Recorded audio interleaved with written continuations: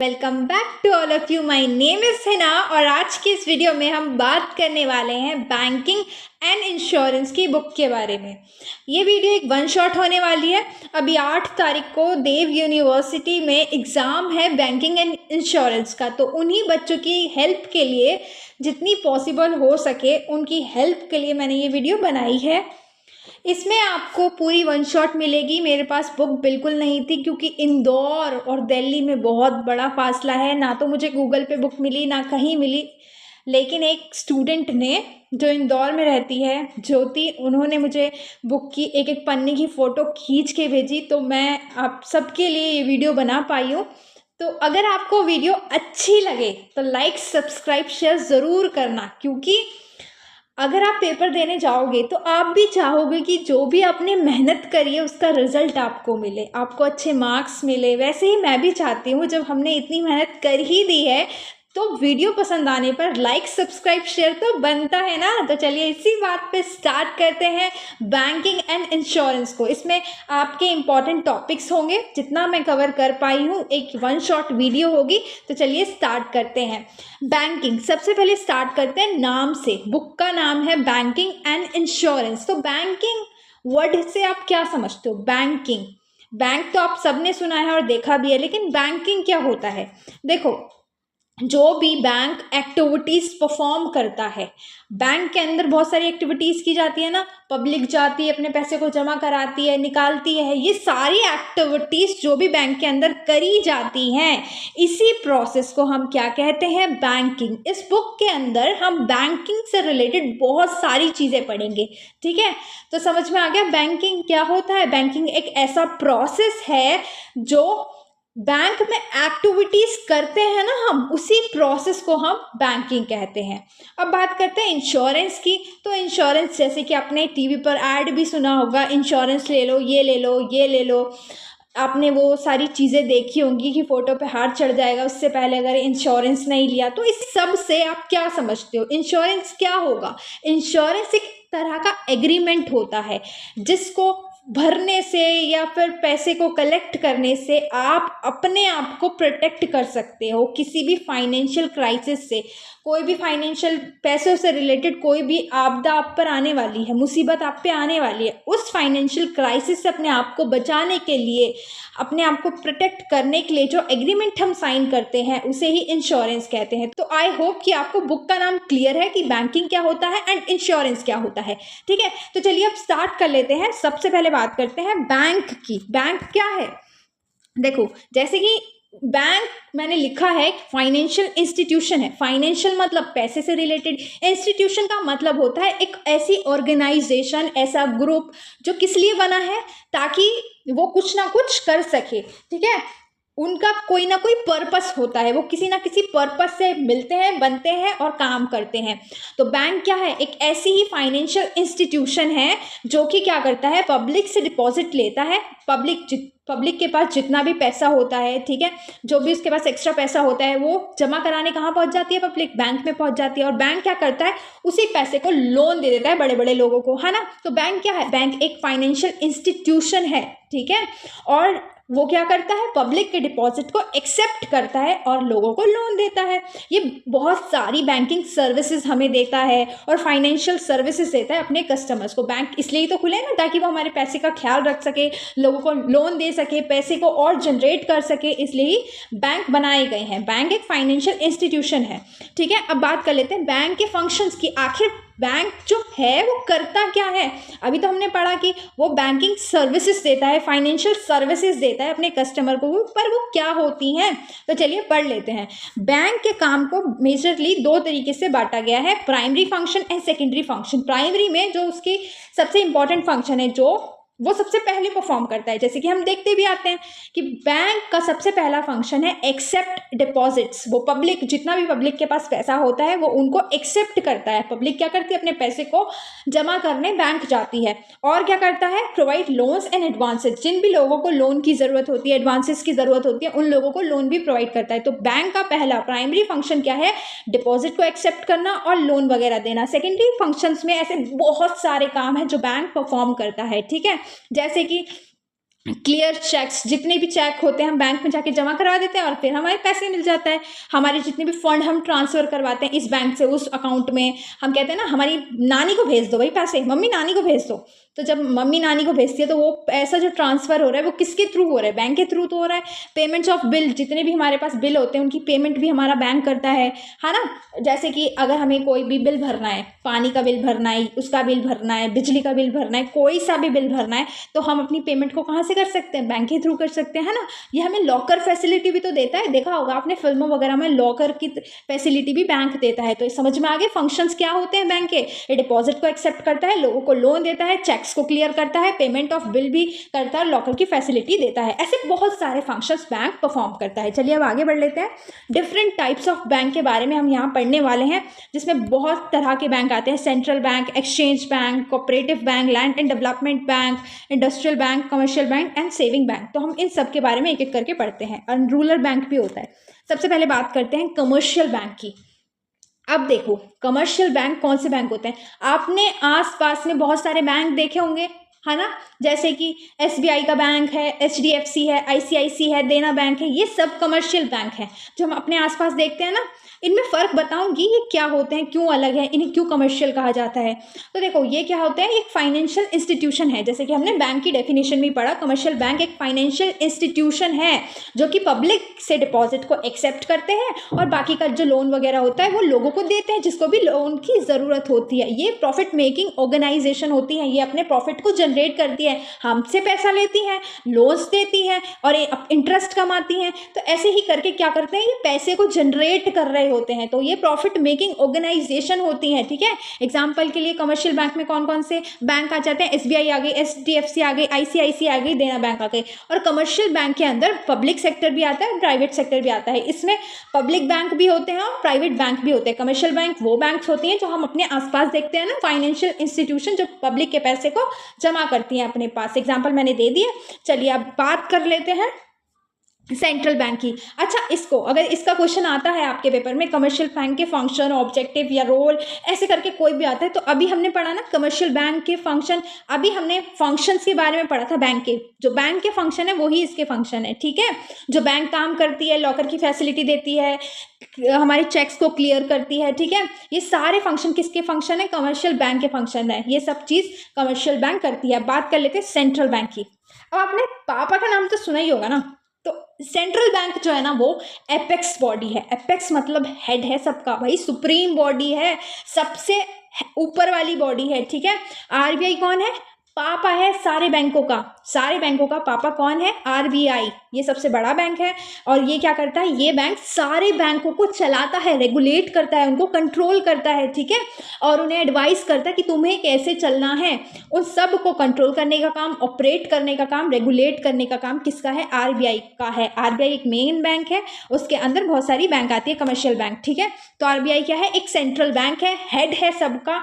ये कब स्टेबलाइज हुआ था? ये reserve bank of India act में 1934 में इसे पास किया गया था और 1935 में हमारा RBI बनाया गया था, ठीक है। अब RBI बहुत तरीके का काम करता है। ये एपेक्स बॉडी होती है, ठीक है। ये फाइनेंशियल एडवाइजर की तरह भी काम करता है, एजेंट की तरह भी काम करता है, बैंकर की तरह भी काम करता है। अब देखो ये जो गवर्नमेंट होती है ना, गवर्नमेंट को फाइनेंशियल एडवाइस देता है कि आपको कैसे करना चाहिए, कैसे नहीं करना चाहिए, पैसे से रिलेटेड जो भी एडवाइस देता है RBI देता है गवर्नमेंट को।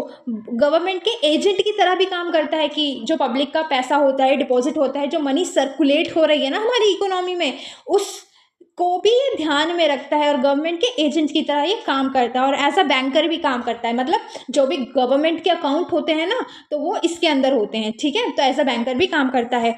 RBI जो है ना वो हमारे सारे कमर्शियल बैंक को, जितने भी हमारे कमर्शियल बैंक हैं जो हमारे आसपास हम देखते हैं, उनको सुपरवाइज भी करता है, उन पर निगरानी रखता है, वो कैसे काम कर रहे हैं, उनकी रूल्स रेगुलेशंस को देखता है, ठीक है। ये सारी चीज़ें, मतलब पापा है भाई, वो अपने बच्चों पे नज़र तो रखेगा ही, ठीक है।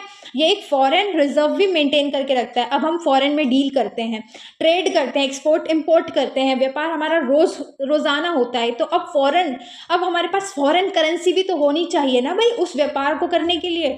फॉरेन करेंसी का रिजर्व कौन बना के रखता है? आरबीआई बना के रखता है। ठीक है, तो समझ में आया आरबीआई क्या होता है? आरबीआई हमारा सेंट्रल बैंक है, ये सारे बैंक का हेड है, ये सबको सुपरवाइज करता है, कंट्रोल करता है, रेगुलेट करता है। गवर्नमेंट का अकाउंट भी इसमें होता है, गवर्नमेंट के एजेंट की तरह, बैंकर की तरह, फाइनेंशियल एडवाइजर की तरह भी काम करता है। और ये कब आया था? 1935 में आया था। ठीक है, और कौन से एक्ट में पास हुआ था? 1934 एक्ट में पास हुआ था। अब बात कर लेते हैं सेविंग बैंक की। तो सेविंग बैंक क्या होता है? सेविंग बैंक ऐसे फाइनेंशियल इंस्टीट्यूशन होते हैं जो कि अपना, इनका जो मेन फोकस होता है ना, वो प्रॉफिट कमाने पे नहीं होता। इनका प्राइमरी पर्पस किस पर होता है? कि लोग अपना पैसा हमारे यहाँ जमा करें, सेव करें। ये क्या करता है? लोगों के बीच में ना हैबिट क्रिएट करता है सेविंग की। ठीक है, इनका प्राइमरी पर्पस क्या होता है? लोगों को इंटरेस्ट देके क्या कराएं? उनके पैसे को सेव करवाएं। और ठीक है, उनका जो पैसा होता है ना, ये किस में इन्वेस्ट कर देते हैं? बॉन्ड्स वगैरह में, सिक्योरिटी वगैरह में। तो इन्हीं क्या बोलते हैं? सेविंग बैंक्स बोलते हैं। सेविंग बैंक समझ में आ गया? इनका मेन पर्पस तो प्रॉफिट मैक्सिमाइज नहीं करना होता कमर्शियल बैंक की तरह। ठीक है, तो समझ में आ गया। बात कर लेते हैं कोऑपरेटिव बैंक की। देखो, कोऑपरेटिव बैंक जो होता है ना, बहुत सारे मेंबर जिनका कोई सेम इंटरेस्ट हो, जैसे कि कोई भी बहुत सारे लोग हैं, वो सेम इंटरेस्ट पे काम कर रहे हैं, कोई बिजनेस चला रहे हैं। ठीक है, तो उनका सेम इंटरेस्ट पे जब वो काम कर रहे हैं ना, तो वो सारे मेंबर मिलकर जब एक बैंक खोलते हैं ना, तो उसे ही बोलते हैं कोऑपरेटिव बैंक। ये क्या होती है? एक स्मॉल फाइनेंशियल इंस्टीट्यूशन होती है, जो कि एक स्टार्ट किया जाता है ग्रुप ऑफ इंडिविजुअल के द्वारा, उन मेंबर्स के द्वारा जो इनको चला रहे हैं ना, वो जिनका सेम इंटरेस्ट है, सेम मुद्दे पे काम कर रहे हैं, उन्हीं को क्या बोलते हैं? कोऑपरेटिव बैंक बोलते हैं। इसको भी रेगुलेट कौन करता है? आरबीआई ही करता है, क्योंकि वो तो सबका पापा है। और इसको चलाने वाला, ओन करने वाला, कंट्रोल करने वाला भी वही मेंबर्स होते हैं। ठीक है, जिन्होंने इसको बनाया है। ठीक है, इसका अगर मैं एग्जांपल की बात करूँ तो Cosmos bank and Saraswat bank इसका एग्जांपल है। इनके जो प्राइमरी ऑब्जेक्टिव होता है कि वो जितने भी मेंबर हैं उनकी प्रॉब्लम सॉल्व हो, वो अपने गोल्स को अचीव कर सकें, उनको सर्व करना होता है, उन मेंबर्स की मदद करनी होती है। ठीक है, इन बैंक का प्राइमरी पर्पस ही उन मेंबर की मदद करनी होती है। इसलिए सारे मेंबर्स मिल के कुछ अपने लिए, कुछ दूसरे मेंबरों के लिए फ़ायदा हो, इसलिए ये बैंक बना लेते हैं। चलिए अब बात कर लेते हैं एक्सचेंज बैंक की। एक्सचेंज बैंक नाम से ही समझ में आ रहा है, जो फॉरेन करेंसीज में डील करता है। ठीक है, अब हमारे को फॉरेन के करेंसी चाहिए होती हैं, अब वो कहाँ से मिलेगा? हमें एक्सचेंज बैंक से मिलती है। एक्सपोर्ट करने के लिए, इंपोर्ट करने के लिए हमें फॉरेन पैसे की ज़रूरत पड़ती है। अब उस पैसे को हम कहाँ से ले सकते हैं? एक्सचेंज बैंक से ले सकते हैं। एक्सचेंज बैंक ऑफर करता है फॉरेन करेंसी, ताकि हम अच्छे से इंपोर्ट या एक्सपोर्ट कर सकें। ठीक है, ये हमारे जो फॉरेन बिल्स होते हैं उस पर भी डिस्काउंट देता है, और ये हमें एक्सपोर्ट एंड इम्पोर्ट करने में भी मदद करता है, और ये हमारी करेंसी को, फॉरेन करेंसी को भी एक्सचेंज करता है। तो समझ में आ गया, ये वाले जो बैंक होते हैं ये क्या करते हैं? हमारी करेंसी को एक्सचेंज करने का काम करते हैं। चलिए अब बात कर लेते हैं इंडस्ट्रियल बैंक की। इंडस्ट्रियल बैंक बहुत ज़्यादा इजी है। देखो, कमर्शियल बैंक्स जो होते हैं ना, वो इतने लॉन्ग टर्म लोन्स नहीं दे सकते लोगों को। भाई, उनको अपनी प्रॉफिट मैक्सिमाइज भी तो करना है, उन्हें अपना भी तो वो ऑर्गेनाइजेशन, वो इंस्टीट्यूशन चलानी है, तो इतने लंबे समय तक ये लोन नहीं देते। अगर किसी भी इंडस्ट्री को मॉडर्नाइज करना है या एक्सपैंड करना है, उसको एक्सपेंशन के लिए, मॉडर्नाइजेशन के लिए ज़्यादा पैसों की ज़रूरत होती है, ज़्यादा कैपिटल की ज़रूरत होती है। तो ऐसे लोग जो अपनी इंडस्ट्रीज़ को बढ़ाना चाहते हैं, ऐसे लोगों को लोन की ज़रूरत होगी, तो वो कहाँ से लेंगे? तो वो जाते हैं इंडस्ट्रियल बैंक के पास। इंडस्ट्रियल बैंक क्या करती है? ये लॉन्ग टर्म लोन देती है। किसको? इंडस्ट्रीज़ को, परमानेंट इन्वेस्टमेंट कर सके वो, इसलिए ये बैंक क्या देती है? लॉन्ग टर्म लोन देती है। और इस बैंक को हम इन्वेस्टमेंट बैंक भी बोलते हैं। इंडिया के अंदर ऐसी कौन कौन सी बैंक्स हैं जो लॉन्ग टर्म लोन देती है? IDBI, ICICI, IFC, ये जो है ना, ये बैंक क्या करती है? लॉन्ग टर्म लोन देती हैं, ताकि वो जो इंडस्ट्रीज़ है ना, वो अपनी नीड को, फाइनेंशियल नीड्स को पूरा कर सके। जैसे कि वो चाहती हैं अपनी इंडस्ट्रीज़ के लिए मशीनरी खरीदना, बिल्डिंग्स खरीदना, तो इन सब को पूरा करने के लिए और अपने प्रॉपर बिजनेस को चलाने के लिए, रन करवाने के लिए जो पैसे की ज़रूरत होती है, वो उन्हें कहाँ से मिलता है?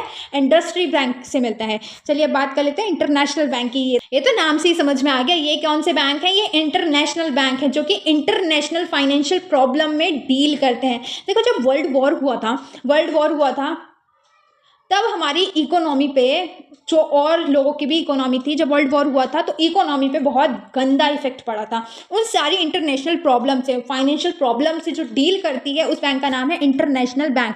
ठीक है, अब ये क्या करती है? अब ब्रेटन वुड कॉन्फ्रेंस हुई थी, उसमें डिसाइड किया गया था कि इंटरनेशनल बैंक बनाई जाएगी। अब इंटरनेशनल बैंक का जो काम होता है वो होता है रिकंस्ट्रक्ट करना अपने इकोनॉमी को, ठीक है, जो भी वॉर का इफेक्ट आया था उसको रिकंस्ट्रक्ट करना, ठीक है। अब देखो एग्जांपल की बात करूँ तो वर्ल्ड बैंक इंटरनेशनल बैंक है, और इंटरनेशनल मॉनेटरी फंड भी क्या है, एक इंटरनेशनल बैंक है। ये स्टेबलाइज हुआ था 1947 में। इसको पता है international bank of reconstruction and development के नाम से भी जाना जाता है। अब देखो इनके नाम में ही आ रहा है रिकंस्ट्रक्शन एंड डेवलपमेंट। ये बैंक ऐसी बैंक होती है, ये इंटरनेशनल बैंक ऐसी बैंक होती है जो इंटरनेशनली जो फाइनेंशियल प्रॉब्लम होती है उनके साथ डील करती हैं, ताकि वो अपने डेवलपमेंट को आगे बढ़ा सके, अपनी इकोनॉमी को डेवलप कर सके, रिकंस्ट्रक्ट कर सके। जो भी वर्ल्ड वॉर हुआ था, वर्ल्ड वॉर के टाइम पे जितने भी नुकसान हुए थे उसको रिकंस्ट्रक्ट करने के लिए इंटरनेशनल बैंक बनाई गई थी, जिसको 1947 में बनाया गया था, ठीक है। तो आई होप कि आपको ये इंटरनेशनल बैंक समझ में आ गया है। चलिए अब बात कर लेते हैं लैंड डेवलपमेंट बैंक की। तो लैंड डेवलपमेंट बैंक ऐसी बैंक थी जो कि फार्मर्स को, जो कि एग्रीकल्चर सेक्टर को डेवलप करने के लिए थी। फार्मर को लोन देती थी, लेकिन उसके बदले में ये कुछ सिक्योरिटी गिरवी रखवा लेती थी। कोई लैंड प्रॉपर्टी जो फार्मर की होती थी उनको गिरवी रखवा लेती थी, ठीक है। ये लोन इसलिए देती थी क्योंकि एग्रीकल्चर प्रोडक्शन बढ़ सके, वो डेवलप कर सके, वो एरिया जो एग्रीकल्चर वाला एरिया है वो डेवलप कर सके, उसको प्रमोट किया जाता था लोन देकर, ठीक है। अब फार्मर ये सब लोन क्यों लेते थे, ताकि वो अपनी ज़मीनों को और बेहतर कर सके और एग्रीकल्चर सेक्टर को बढ़ा सके, ज़्यादा से ज़्यादा अनाज उगा सके। इसलिए लैंड डेवलपमेंट बैंक से उन्हें लोन लेने की ज़रूरत पड़ती थी। लेकिन ये लोग जो थे ये तभी लोन देते थे जब किसी के पास ज़मीन होगी, जब वो अपनी ज़मीन को गिरवी रखवाएगा, वरना ये लोन नहीं देंगे, ठीक है।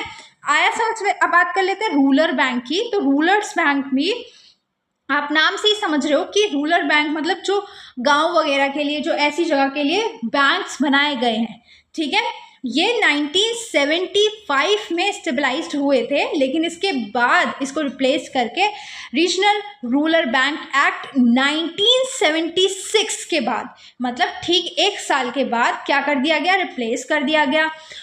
किस एक्ट से, आरआरबी एक्ट से, ठीक है।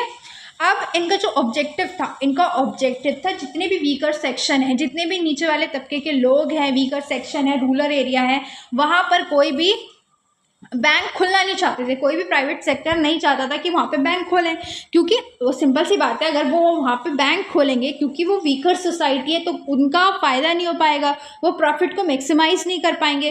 तो वो ज़्यादा से ज़्यादा प्रॉफिट मैक्सिमाइज़ करने के लिए अर्बन एरिया में क्या खोलते थे, अपने बैंक्स खोलते थे। कोई भी उस रूरल वाले एरिया में बैंक खोलना ही नहीं चाहता था।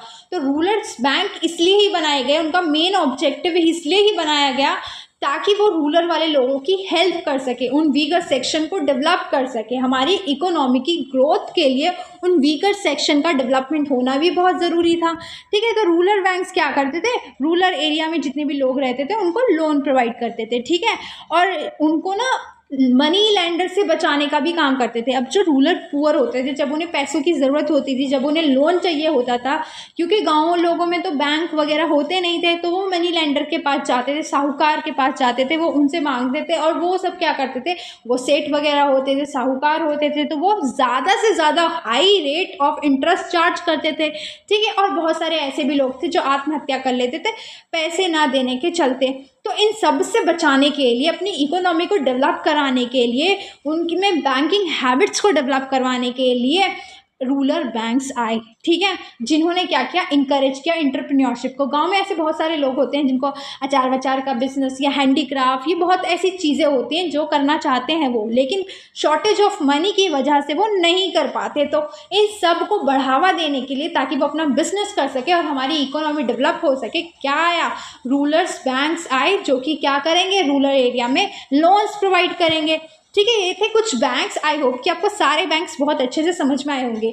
अब इन्हीं बैंक के चलते आपको रोल, ऑब्जेक्टिव सब बहुत ध्यान से लिख देना है, क्योंकि इन सारी चीज़ों में ये सारे रोल, ऑब्जेक्टिव वगैरह छुपे हुए हैं। चलिए बात कर लेते हैं इंडियन बैंकिंग सिस्टम के बारे में। इंडिया में बैंक कब आया था, कैसे आया था, क्यों आया था, कौन लाया था, तो उसकी हिस्ट्री, उसका इवोल्यूशन एंड कौन सा फर्स्ट बैंक था जो इंडिया में आया था, और ऐसा कौन सा सबसे पुराना बैंक है जो आज तक चल रहा है, ऐसा कौन सा बैंक है जो इंडिया पूरी तरह से चलाती है, ये सारी बातें जानेंगे इंडियन बैंकिंग सिस्टम में। तो सबसे पहले बात कर लेते हैं कि फर्स्ट बैंक कौन सा आया था इंडिया के अंदर। तो फर्स्ट बैंक 1770 में आया था, जिसका नाम था बैंक ऑफ हिंदुस्तान। क्या नाम था? बैंक ऑफ हिंदुस्तान, जो कलकत्ता में आया था। ठीक है, फर्स्ट बैंक था, अंग्रेज लेकर आए थे, 1770 में आया था और उसका नाम था बैंक ऑफ हिंदुस्तान। क्या हुआ कि उस समय गरीबी बहुत थी, पैसा नहीं था, कोई इतना वो नहीं था कि अपना पैसा इतना ज़्यादा डिपॉजिट करे, तो पूरी तरह से बैंक वगैरह के पास पैसे नहीं होते थे। तो इस फेलियर के चलते उस बैंक को क्या करना पड़ा? क्लोज करना पड़ा। और क्लोज कब किया था? 1832 में किया था। और इसको हैंडल करने वाले जो लोग थे वो थे यूरोपियन।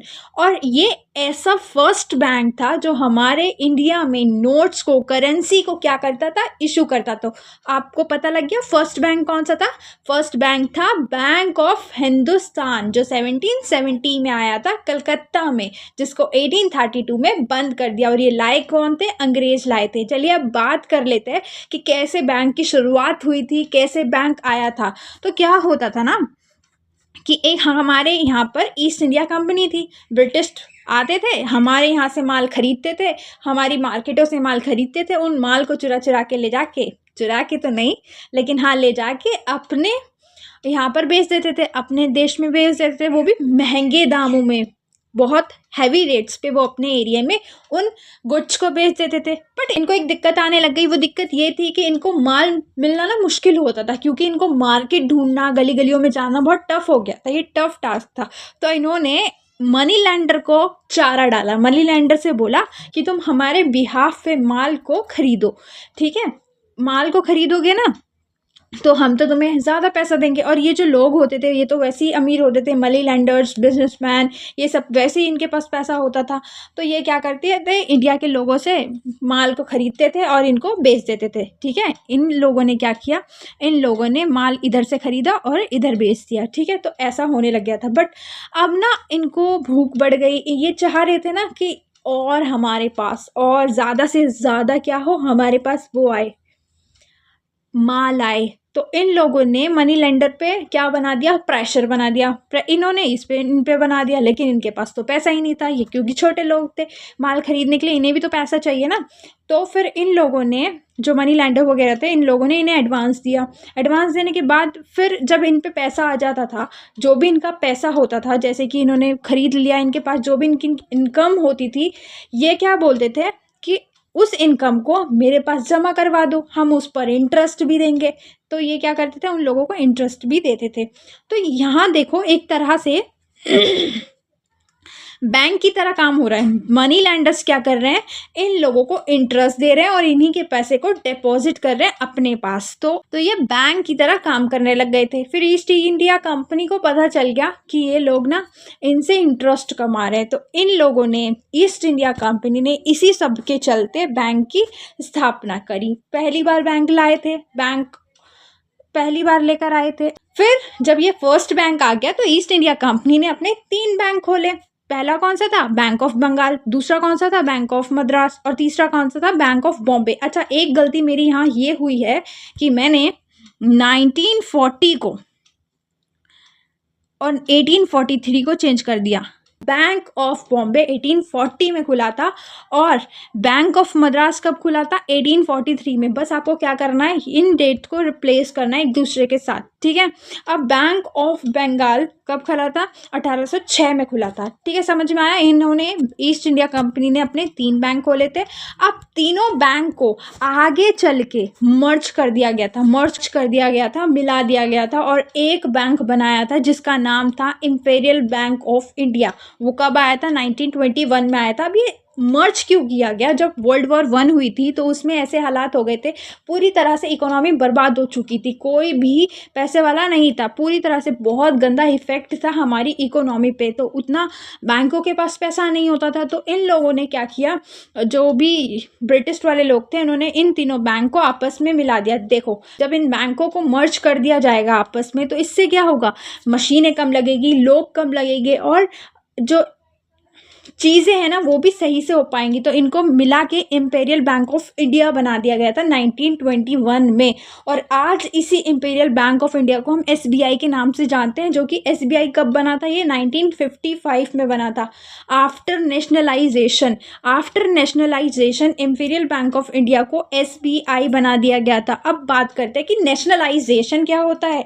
नेशनलाइजेशन एक ऐसा प्रोसेस होता है जब प्राइवेट ओनर्स जो होते हैं ना, प्राइवेट जो भी इंडिविजुअल होते हैं जो अपना बिजनेस चला रहे होते हैं, जो भी उनकी ऑर्गेनाइजेशन होती हैं, ठीक है, जो भी उनका बिजनेस होता है, जब उस पर गवर्नमेंट कंट्रोल कर लेती है ना, तो उसे कहते हैं नेशनलाइजेशन। जब वो सारा कंट्रोल गवर्नमेंट के हक में आ जाता है तो उसे बोलते हैं नेशनलाइजेशन। अब गवर्नमेंट ऐसा करती क्यों है, उसे कंट्रोल में क्यों ले लेती है? क्योंकि कभी कभी क्या होता है कि जो भी प्राइवेट बिजनेसेस होते हैं उनके पास इतना इन्वेस्टमेंट नहीं होती, पैसा नहीं होता, कैपिटल नहीं होती, तो और ज़्यादा एक्सपैंड करने के लिए वो अपनी चीज़ों को गवर्नमेंट को कंट्रोल में दे देते हैं, या फिर वो कुछ ऐसे एक्टिविटीज़ कर रहे होते हैं जो सही नहीं होती, तो गवर्नमेंट अपना उस पर कंट्रोल बना लेती है। तो ठीक है, समझ में आया। तो आफ्टर नेशनलाइजेशन और अच्छे से चलाने के लिए बैंकों को, ताकि प्राइवेट क्या सोचेगा, प्राइवेट अपने बारे में सोचेगा, वो सोचेगा हमारा ज़्यादा से ज़्यादा फ़ायदा हो। लेकिन गवर्नमेंट क्या सोचेगी, गवर्नमेंट पब्लिक के बारे में सोचेगी, तो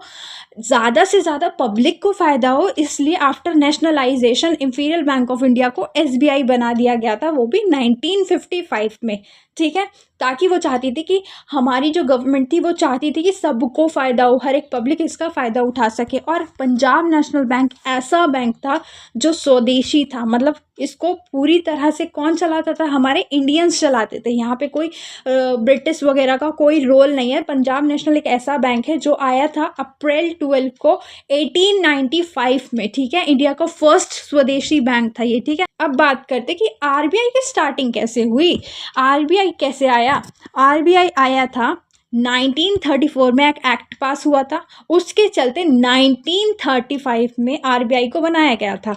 वो भी क्यों बनाया था, इसलिए बनाया था ताकि जो हमेशा ना हमें वहाँ पे पता लग रहा था कि इकोनॉमी बहुत ज़्यादा फेल हो चुकी है, कहीं पे भी बैंक सही से वर्क नहीं कर पा रहे हैं, हर कोई बैंक फेल हो रहा है क्योंकि उन लोगों के पास पैसा नहीं है, बैंकों को बंद करना पड़ रहा है, ग्लोबल क्राइसिस आ रही है, ऐसी ऐसी क्राइसिस आ रही है जो हम ग्लोबली फेस कर रहे हैं। तो इसके चलते हिल्टन यंग कमीशन के रिकमेंडेशन से आरबीआई को लाया गया।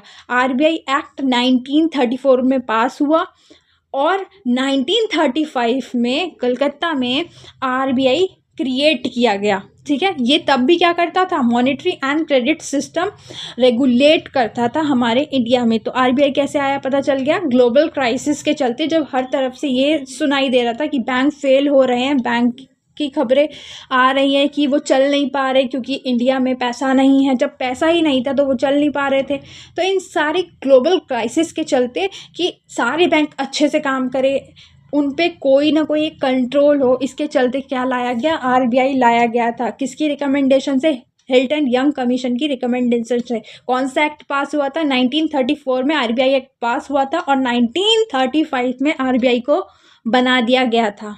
ठीक है, चलिए अब बात कर लेते हैं कमर्शियल बैंक के रोल्स की।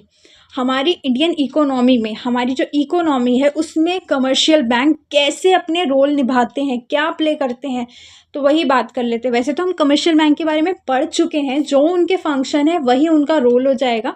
तो ध्यान से सुनना कि हमारी इकोनॉमी को कमर्शियल बैंक कैसे फ़ायदा दे रहे हैं। सबसे पहले तो हमारी इकोनॉमी में वो हमारे डिपॉजिट्स को, जो भी पब्लिक के डिपॉजिट्स होते हैं उनको एक्सेप्ट कर रहे हैं। ठीक है, वो हमारे पैसे को संभाल के रख रहे हैं, उस पर हमें इंटरेस्ट दे रहे हैं।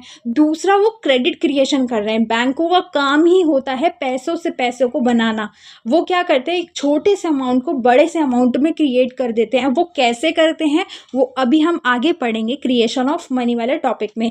ठीक है, तो बैंकों का क्या काम होता है, क्रेडिट क्रिएशन, मतलब पैसों से पैसे को बनाना। वो हम जैसे लोगों को लोन्स देते हैं, जिनको भी लोन्स की ज़रूरत है, जिनको भी पैसे की ज़रूरत है अपने बिजनेस को एक्सपैंड करने के लिए, अपनी एक्टिविटीज़ को परफॉर्म करने के लिए, उन लोगों को ये लोन्स भी देते हैं। तो हमारे इंडियन इकोनॉमी में ये कैसा फ़ायदा पहुंचा रहे हैं, हमारे डिपॉजिट को एक्सेप्ट कर रहे हैं, मनी को ज़्यादा से ज़्यादा बना रहे हैं। ठीक है, लोन्स को, अब ये मनी को बना रहे हैं, इसका मतलब ये पैसे नहीं छाप रहे हैं, ये उसी मनी से और मनी क्रिएट कर रहे हैं। वो कैसे करते हैं अभी बताऊंगी। ठीक है, ये लोन्स दे रहे हैं, ये फॉरेन एक्सचेंज में भी तो डील करते हैं ना बैंक्स, ये डील करते हैं हमारे फॉरेन एक्सचेंज में, और ये मॉनेटरी पॉलिसीज़ में भी हेल्प करते हैं। जो आरबीआई मॉनेटरी पॉलिसीज़ बनाती है, मॉनेटरी पॉलिसीज़ क्या होती हैं ये भी हम आगे पढ़ेंगे। मॉनेटरी पॉलिसी क्या होती है जो आरबीआई बनाती है ना, देखो हमारे मार्केट के अंदर पैसा कितना आना चाहिए, पैसा कितना रहना चाहिए और कितना जाना चाहिए, कितना लोगों के पास होना चाहिए,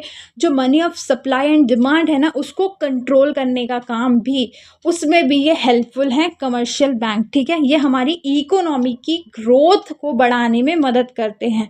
कैसे बढ़ाने में मदद करते हैं, देखो जो एग्रीकल्चर वाला सेक्टर है या इंडस्ट्री वाला सेक्टर है, अभी हमने पढ़ा था ना, इंडस्ट्रियल बैंक होते हैं, रूरल्स बैंक होते हैं।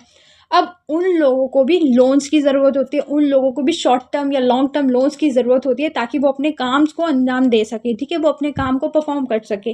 अब उनकी ग्रोथ तभी होती है जब वो पैसा मिलता है। बैंक जब पैसा देगा और वो जब काम करेंगे तो उन सब का असर हमारी इकोनॉमी में दिखने को मिलेगा और हमारी इकोनॉमी भी प्रमोट होगी, उसकी भी ग्रोथ होगी। अभी हमने पढ़ा ना, एग्रीकल्चर डेवलप हो रहा है, इंडस्ट्री डेवलप हो रही है, तो इन सब के डेवलप होने से हमारी इकोनॉमी की ग्रोथ भी तो हो रही है, इकोनॉमी में पैसा भी तो आ रहा है ना।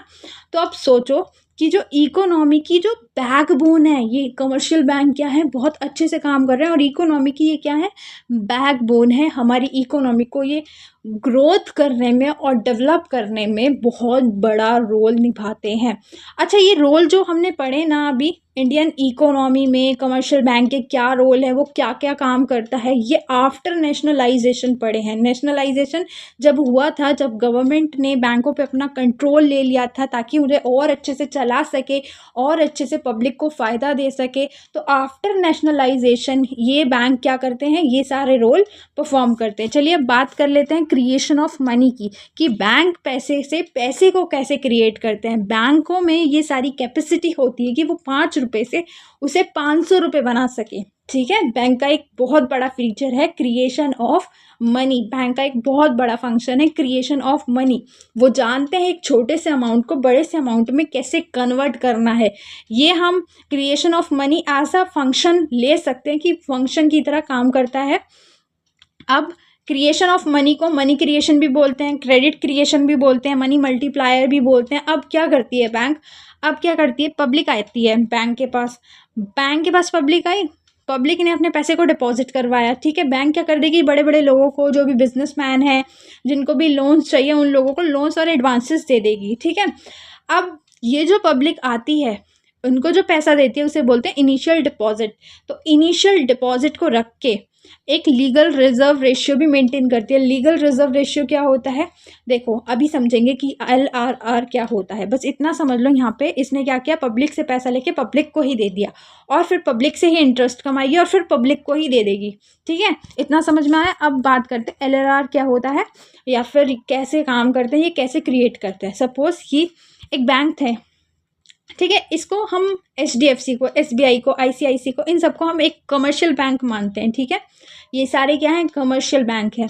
अब LRR का मतलब होता है जो भी पैसा पब्लिक से आता है, जो भी इनिशियल डिपॉजिट आता है, उसका कुछ परसेंट ये अपने पास रखती है और बाकी का उठा के ये लोन पे दे देती है। तो जो भी पैसा ये अपने पास रखती है उसे ही LRR बोलते हैं। LRR मतलब कि एक रिजर्व बना लेना अपने पास। देखो ऐसा हो सकता है कि पब्लिक जो अपना पैसा जमा करवाने आ रही है वो कल को पैसा मांगने भी तो आ सकती है, विड्रॉ करवानी भी तो आ सकती है, तब बैंक के पास पैसा नहीं हुआ तो बैंक पैसा भी तो देगी। इसलिए इसको एक रिजर्व मेंटेन करके रखना होता है, एक अमाउंट मेंटेन करके रखना होता है अपने पास, ताकि ये रेगुलर बेसिस पे डील कर सके और बाकी पैसे को ये उठा के क्या दे देती है, लोन दे देती है। अब एग्जाम्पल से हम समझते हैं ये कैसे पैसे से पैसे को क्रिएट करती है। सपोज कि हमारे पास बैंक के पास कितने रुपए थे, 10,000 रुपये थे, जो कि पब्लिक ने ही डिपॉजिट किए थे। सारे पब्लिक का मिला के 10,000 रुपये बैंक के पास आ गए। अब बैंक ने LRR बनाया, LRR का परसेंट समझ लो 20% था, एजम्पशन ले रहे हैं। ठीक है, अज्यूम कर रहे हैं कि वो 20% था।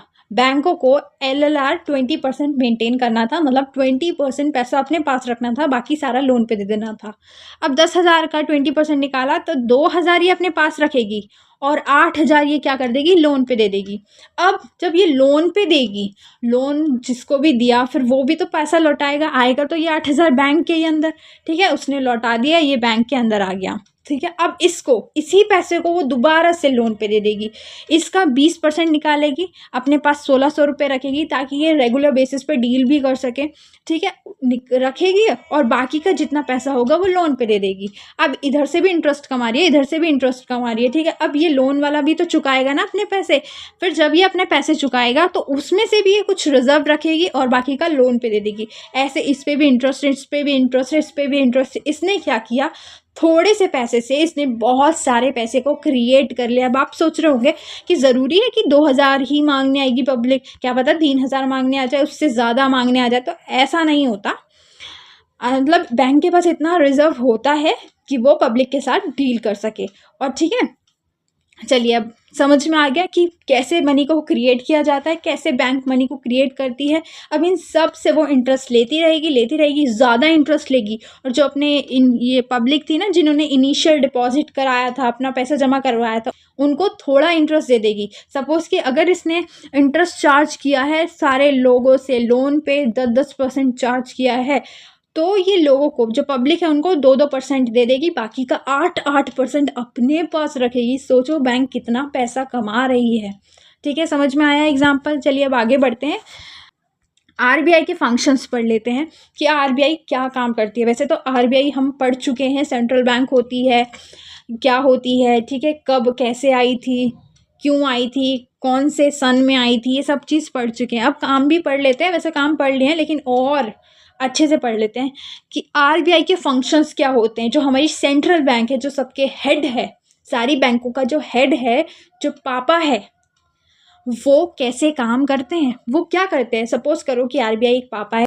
अब पापा क्या करते हैं, जितनी भी हमारी करेंसी सर्कुलेट हो रही है इंडिया के अंदर, जितना भी पैसा आ रहा है, बन रहा है, वो कौन कर रहा है इशू, RBI जो हमारी सेंट्रल बैंक है ना, वो करेंसीज को इशू कर रही है।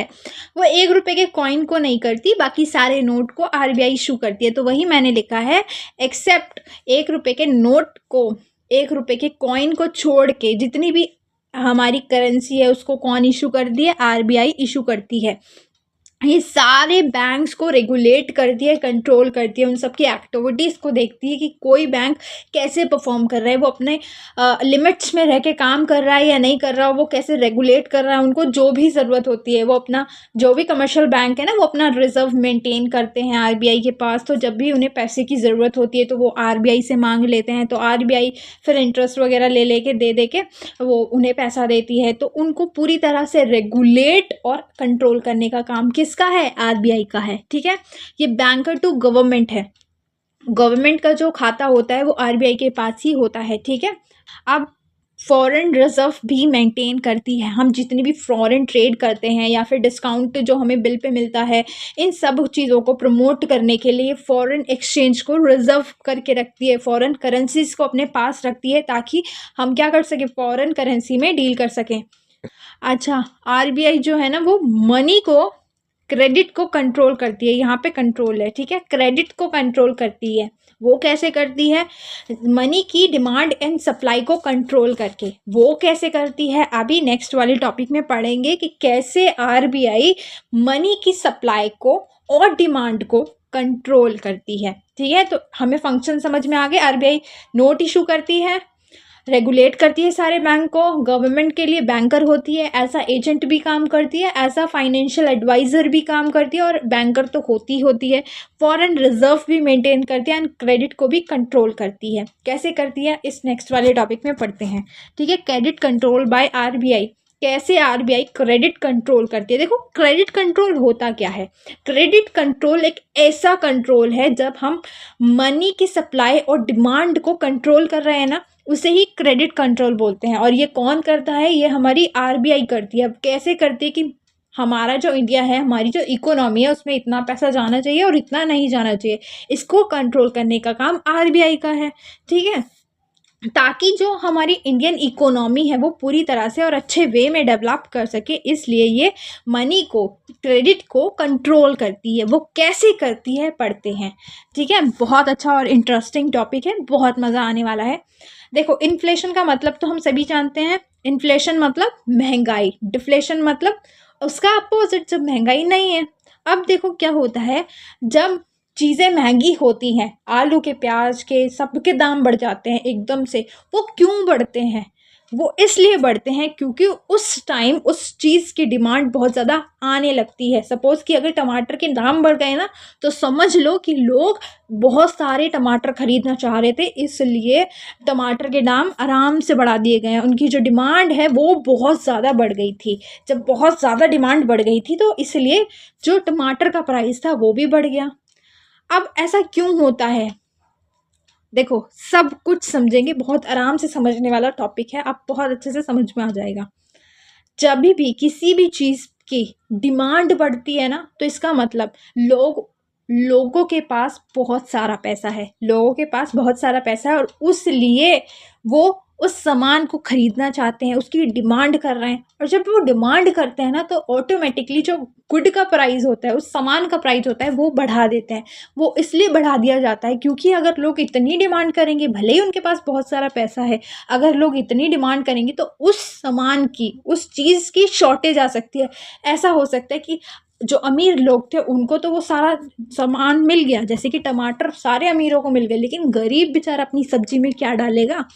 तो इसलिए प्राइस ऑफ गुड्स बहुत ज़्यादा महंगा कर दिया जाता है, बढ़ा दिया जाता है, ताकि बहुत लोग ऐसे हैं जो एक्स्ट्रा खरीद रहे थे ना, वो एक्स्ट्रा ना खरीदे, वो प्राइस को ध्यान में रखें। अब जब डिमांड बढ़ जाएगी उस चीज़ की, तो उस चीज़ की सप्लाई ऑटोमेटिकली कम हो जाएगी। जब हर कोई टमाटर टमाटर टमाटर करेगा, तो उसकी सप्लाई कम हो जाएगी ना। तो यही इसलिए ही क्या हो जाती है, इन्फ्लेशन हो जाती है, महंगाई हो जाती है। मार्केट में लोगों के पास बहुत सारा पैसा है तो वो डिमांड कर रहे हैं, डिमांड कर रहे हैं तो गुड की प्राइस बढ़ रहा है, और इन सब के चलते जो सप्लाई आ रही है वो कम आ रही है, क्योंकि डिमांड बहुत ज़्यादा हाई है, डिमांड बहुत ज़्यादा हाई है। अब वही अपोजिट केस होता है डिफ्लेशन में। डिफ्लेशन में मतलब लोगों के पास पैसा नहीं है, लोगों के पास पैसा नहीं है तो लोग डिमांड नहीं कर रहे, और तब सप्लाई बहुत ज़्यादा है। सपोज़ कि टमाटर ही थे, टमाटर बहुत सारे बन रहे थे, बहुत सारे उग रहे थे, बहुत सारे उग रहे थे। अब टमाटर की जो स्टॉक थे ने, वो बढ़ती जा रही थी, बढ़ती जा रही थी, उनकी सप्लाई बहुत बढ़ गई थी, बहुत सारी सप्लाई थी टमाटर की, लेकिन उसको खरीदने वाला कोई नहीं था, क्योंकि मार्केट में लोगों के पास पैसा ही नहीं था। अब पैसा ही नहीं था, डिमांड ही नहीं थी, तो उस ऑटोमेटिकली उस चीज़ का प्राइस कम कर देंगे, टमाटर को बहुत सस्ता कर देंगे ताकि लोग खरीदें, क्योंकि लोगों के पास पैसा नहीं है। इसलिए टमाटर का प्राइस बहुत ज़्यादा सस्ता कर दिया। टमाटर की सप्लाई बहुत ज़्यादा हो रही थी, डिमांड बहुत कम थी, इसलिए क्या कर दिया हमने, टमाटर के प्राइस को सस्ता कर दिया ताकि लोग खरीदें। अब ये चीज़ को कंट्रोल करता है आरबीआई। वो कैसे कंट्रोल करता है, चलिए बात कर लेते हैं। देखो, उसकी क्या मॉनेटरी पॉलिसीज़ होती हैं। आरबीआई जो कंट्रोल करता है उसको दो वे में बांटा गया है, एक होता है क्वांटिटेटिव मेजर, एक होता है क्वालिटेटिव मेजर। क्वालिटेटिव मेजर इतना इम्पॉर्टेंट नहीं है और ये इतना आता भी नहीं है। क्वांटिटेटिव मेजर के बारे में बात करते हैं, ठीक है। कैसे आरबीआई क्वांटिटेटिव मेजर से कंट्रोल करता है, अब आप समझना, ठीक है। ये जो टमाटर वाला था, ये मैंने सिर्फ एक एग्जांपल दिया था, अब आप समझना। एक होता है रेपो रेट और एक होता है बैंक रेट। बैंक रेट का मतलब होता है, मैंने बताया ना, ये हमारा आरबीआई है, ये हमारा आरबीआई है, और ये है कमर्शियल बैंक, ठीक है, कमर्शियल बैंक। अब ऐसा भी तो होता होगा, इन्हें भी तो, कमर्शियल बैंक को भी तो पैसे की ज़रूरत पड़ती होगी। अभी हमने पढ़ा था, जब ये मनी को क्रिएट कर रहे थे तो ये अपना सारा पैसा कहाँ दे देते हैं, लोन पे दे देते हैं, और कुछ रिजर्व बना के रखते हैं।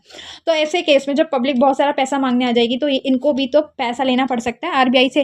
तो जब आरबीआई से ये जब पैसा लेते हैं, अगर ये शॉर्ट टर्म के लिए लोन लेते हैं आरबीआई से, जो कमर्शियल बैंक है ना, जब आरबीआई से शॉर्ट टर्म के लिए लोन लेते हैं, तब जिस रेट पे आरबीआई इनको लोन देता है उसे बोलते हैं रेपो रेट, और उसे ही बोलते हैं बैंक रेट। बट इन दोनों में डिफरेंस क्या है, जब ये जो कमर्शियल बैंक है, जब ये आरबीआई से शॉर्ट टर्म के लिए लोन लेते हैं, 1 to 15 डेज, मतलब छोटे पीरियड ऑफ टाइम के लिए जब ये लोन लेते हैं, तो उस रेट को बोलते हैं रेपो रेट।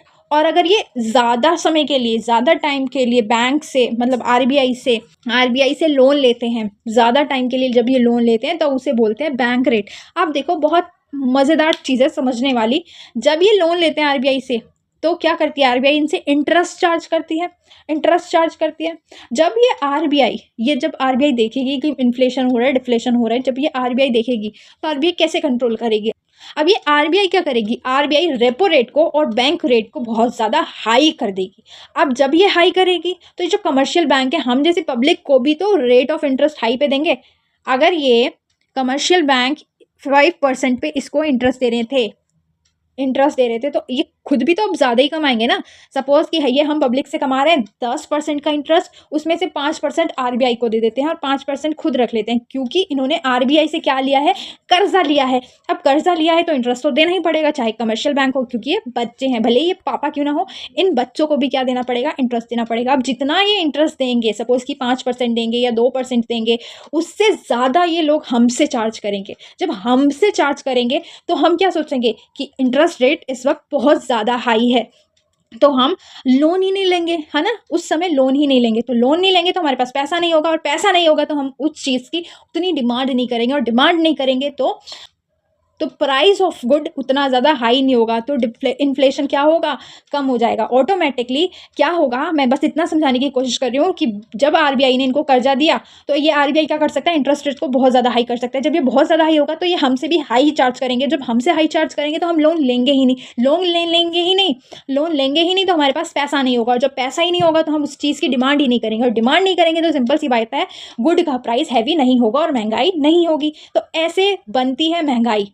क्यों बनती है, क्योंकि लोगों के पास बहुत सारा पैसा होता है और वो उस चीज़ की बहुत ज़्यादा डिमांड कर रहे होते हैं, इसलिए इन्फ्लेशन होती है। तो आरबीआई ने कैसा रोल निभाया, उसने अपने इंटरेस्ट रेट को बहुत ज़्यादा हाई कर दिया, उसने किया ना कंट्रोल। अब वैसे ही उसने भी, कमर्शियल बैंक ने भी हाई कर दिया। चलो अब बात कर लेते हैं ऐसे ही वाइस वर्सा, मतलब उल्टा अपोजिट हो जाता है। जब मार्केट में पैसा नहीं होता, जब मार्केट में बिल्कुल पैसा नहीं है, तो आरबीआई कर देगी रेपो रेट को और बैंक रेट को कम कर देगी। जब कम कर देगी तो कमर्शियल बैंक कम रेट पे लेंगे, तो कम रेट पे जब आरबीआई से पैसा लेंगे तो वो हमें भी कम रेट पे ही देंगे, और जब हमारे पास कम रेट होगा तो हम सिंपल सी बात है लोन लेंगे, और लोन लेंगे तो फिर हम उस चीज़ की डिमांड करेंगे। तो ये केस है डिफ्लेशन का। तो आई होप कि आपको समझ में आ रहा हो मैं क्या बोल रही हूँ। चलिए अब बात करते हैं दूसरे की। पहले पॉइंट पे उसने क्या किया था, आरबीआई ने कंट्रोल करने के लिए रेपो रेट को और बैंक रेट को हाई किया या फिर लो किया। उसने देखा डिफ्लेशन है तो लो कर दिया, और उसने देखा इन्फ्लेशन है तो उसने हाई कर दिया। ठीक है, अब दूसरे पॉइंट में SLR और CRR क्या होता है। देखो SLR क्या होता है एंड CRR क्या होता है। मैंने बताया था कि कमर्शियल बैंक को इनिशियल डिपॉजिट्स में से अपने पास कुछ रिजर्व मेंटेन करके रखने पड़ते हैं, ताकि अगर पब्लिक मांगने आए तो उनको दिया जा सके। तो उसी रिजर्व को बोलते हैं SLR। जब वो रिजर्व जब अपने पास रख रही हैं, SLR बोलेंगे। जब वो आरबीआई को रिजर्व रखने के लिए दे रही हैं, आरबीआई को भी देती हैं, ठीक है, कमर्शियल बैंक आरबीआई को भी रिजर्व रखने के लिए देती है, तो इन दोनों से मिलकर बनता है LRR। अब सिंपल सी बात है, जब LRR हाई होता है तो लोन कम दिया जाता है। अब मैं बताती हूँ कैसे। देखो आपने, अभी मैं दिखाती हूँ आपको, एग्जाम्पल दिखाती हूँ। जब हम LRR को 40% कर देंगे तो इसका मतलब जो भी बैंक है, बैंक क्या करेगी, अपने पास 4,000 रुपये रखेगी, और 4,000 रुपये रखेगी तो लोन का पैसा सिंपल सी बात है कम हो जाएगा। कम हो जाएगा तो कम ही इंटरेस्ट आएगा, है ना। कम लोन देगी कम इंटरेस्ट आएगा, कम लोन देगी कम इंटरेस्ट आएगा, और जब कम इंटरेस्ट आएगा, कम लोन दिया जाएगा तो मार्केट में पैसा कम होगा, और जब मार्केट में पैसा कम होगा तो इन्फ्लेशन वाली सिचुएशन नहीं आएगी। ठीक है, अब आप समझे कि जब LLR हाई हो जाता है तो लोन कम दिया जाता है, क्योंकि वो अपने पास ज़्यादा रिजर्व मेंटेन करके रख रहे होते हैं। और ऐसे ही जब RRR लो होता है तो लोन ज़्यादा दिया जाता है और मार्केट में पैसा ज़्यादा होता है। तो इससे क्या होता है, इन्फ्लेशन में, जब इन्फ्लेशन है, देखो कि आरबीआई देखेगी इन्फ्लेशन है, महंगाई है, बहुत ज़्यादा महंगाई है, मार्केट में बहुत ज़्यादा पैसा है, तो वो अपने LRR को क्या कर देगी, बढ़ा देगी। बैंक क्या करने लगेगी, अपने पास ज़्यादा से ज़्यादा पैसा रखने लगेंगी। जब ज़्यादा से ज़्यादा वो पैसा रखेंगी, क्योंकि LRR ज़्यादा है, जब ज़्यादा पैसा रखेंगी तो लोन मार्केट में कम दिया जाएगा, पैसा कम दिया जाएगा। तो समझ में आया। इसमें क्या किया आरबीआई ने, LRR को कैसे कर दिया, बढ़ा दिया। जब बढ़ाया तो लोन मार्केट में कम गया, पैसा मार्केट में कम गया, जो इन्फ्लेशन की सिचुएशन थी वो काबू में आ गई। अब बात करते हैं रिजर्व रेपो रेट की। रिजर्व रेपो रेट किसका रिजर्व होता है? रेपो रेट का। रेपो रेट क्या होता है? रेपो रेट वो रेट होता है जिस पर कमर्शियल बैंक आरबीआई से पैसा लेती हैं, ठीक है। अब रिजर्व बैंक मतलब कि कमर्शियल बैंक जब अपने पैसे को ज़्यादा से ज़्यादा रिजर्व करवा के रखेंगी, ठीक है, तो उनको ज़्यादा से ज़्यादा इंटरेस्ट मिलेगा। जब आरबीआई के पास वो अपना ज़्यादा से ज़्यादा पैसा रख रही हैं तो उनको ज़्यादा इंटरेस्ट मिलेगा। जब ज़्यादा इंटरेस्ट मिलेगा तो वो पब्लिक को देने के बारे में क्यों सोचेंगी? जब उन्हें आरबीआई से इतना हाई रेट ऑफ इंटरेस्ट मिल रहा है तो वो पब्लिक को देने के बारे में सोचेंगी ही नहीं। तो पब्लिक के पास जब पैसा नहीं होगा तो डिमांड कम हो जाएगी। डिमांड कम होगी तो ऑटोमेटिकली इन्फ्लेशन वाली जो सिचुएशन है वो खत्म हो जाएगी। तो जब हम रिजर्व रेपो रेट को हाई करते हैं ना तो कमर्शियल बैंक को जब ज़्यादा इंटरेस्ट मिल रहा है आरबीआई से तो ये पब्लिक को फिर नहीं देगी। जब पब्लिक को नहीं देगी तो डिमांड कम हो जाएगी। और ऐसा ही किस में होता है? डिफ्लेशन वाली सिचुएशन में। जब डिफ्लेशन है तो ये जो रिजर्व रेपो रेट है वो आरबीआई क्या कर देगी? बहुत ज़्यादा कम कर देगी, घटा देगी। तो फिर ये कमर्शियल बैंक किसकी तरफ शिफ्ट हो जाएंगे? पब्लिक की तरफ शिफ्ट हो जाएंगे। जब ये पब्लिक को पैसा देंगे तो डिमांड बढ़ेगी और डिफ्लेशन वाली सिचुएशन कम हो जाएगी, ठीक है। आई होप कि आपको ये समझ में आ गया होगा। अब बात कर लेते हैं क्वालिटेटिव मेजर की। तो क्वालिटेटिव मेजर में क्या करती है? जब बैंक अपना मार्जिन बढ़ा देती है और लोन कम देती है तो लोग क्या करते हैं? लोन लेते ही नहीं है। सपोज कि एक बंदा आया जिस पे 5 करोड़ की प्रॉपर्टी थी, ठीक है। एक ये पर्सन आया जिस पे 5 करोड़ की प्रॉपर्टी थी। अब इसे चाहिए था लोन, इसको चाहिए था लोन। अब इसने क्या किया? अपने घर को गिरवी रख दिया बैंक के पास। बैंक ने क्या किया? बैंक ने अपना मार्जिन बढ़ाया और बोला कि मैं 3 करोड़ खुद रखूंगी, 2 करोड़ तुझे दूंगी। बैंक ने बोला मैं 3 करोड़ अपना खुद रखूंगी ताकि अगर कल को तू भाग जाता है तो तेरा 5 करोड़ का घर मेरे पास आ जाए। तो बैंक ने 3 करोड़ रुपए खुद रख लिए, बाकी लोन इसे दे दिया। मार्केट में कम पैसा गया, ठीक है, तो कम डिमांड होगी, वही सारी सिचुएशन आ जाएगी। लेकिन जब मार्जिन वो अपना कम कर देगी तो लोन ज़्यादा देगी। मार्जिन कैसे कम कर देगी? जब बैंक ने बोला मैं 2 रख लेती हूँ, तुझे 3 दे देती हूँ, तो बैंक ने जब मार्जिन कम किया, 3 से 2 किया, तो ऑटोमेटिकली लोन मार्केट में ज़्यादा गया। पहले मार्केट में लोन कितना जा रहा था? 2 जा रहा था। लेकिन अब बैंक ने खुद ने 2 मार्जिन कर लिया अपना, तो अब लोन कितना जाएगा? 3 जाएगा। तो मार्केट में पैसा ज़्यादा जाएगा, फिर डिमांड ज़्यादा जाएगी। तो बस ये वाइस वर्सा है कि मार्जिन अगर बैंक ज़्यादा रखती है तो लोन कम देगी और मार्जिन कम रखती है तो लोन ज़्यादा देगी। चलिए अब आगे बढ़ते हैं प्राइवेट बैंक की तरफ। प्राइवेट बैंक कौन से बैंक होते हैं? ऐसे बैंक जिनको कंट्रोल प्राइवेट के लोग करते हैं, प्राइवेट इंडिविजुअल्स करते हैं, जिनको कंट्रोल एंड चलाने वाले प्राइवेट वाले लोग हैं, जो ओनर हैं, उन्हें ही बोलते हैं प्राइवेट बैंक, ठीक है। पब्लिक बैंक कौन सी बैंक होती है? जिसको चलाने वाली कौन है? गवर्नमेंट है। जिसपे किसका कंट्रोल है? गवर्नमेंट का कंट्रोल है। ज़्यादा हिस्सेदारी गवर्नमेंट की है उसे पब्लिक कहेंगे। एंड उसका ही अपोजिट हो जाता है प्राइवेट में क्या होता है? जो हिस्सेदारी होती है शेयर्स में वगैरह वगैरह में, और जो कंट्रोल होता है, जो ओन कर रहा है, वो कौन कर रहा है? एक प्राइवेट इंडिविजुअल कर रहा है। उसी बैंक को क्या बोलते हैं? प्राइवेट बैंक कहते हैं। प्राइवेट बैंक को चलाने वाले प्राइवेट एंटिटीज़ होते हैं। इनमें जो मैक्सिमम किसका हिस्सेदारी होती है? मैक्सिमम किसकी हिस्सेदारी होती है? प्राइवेट इंडिविजुअल की हिस्सेदारी होती है।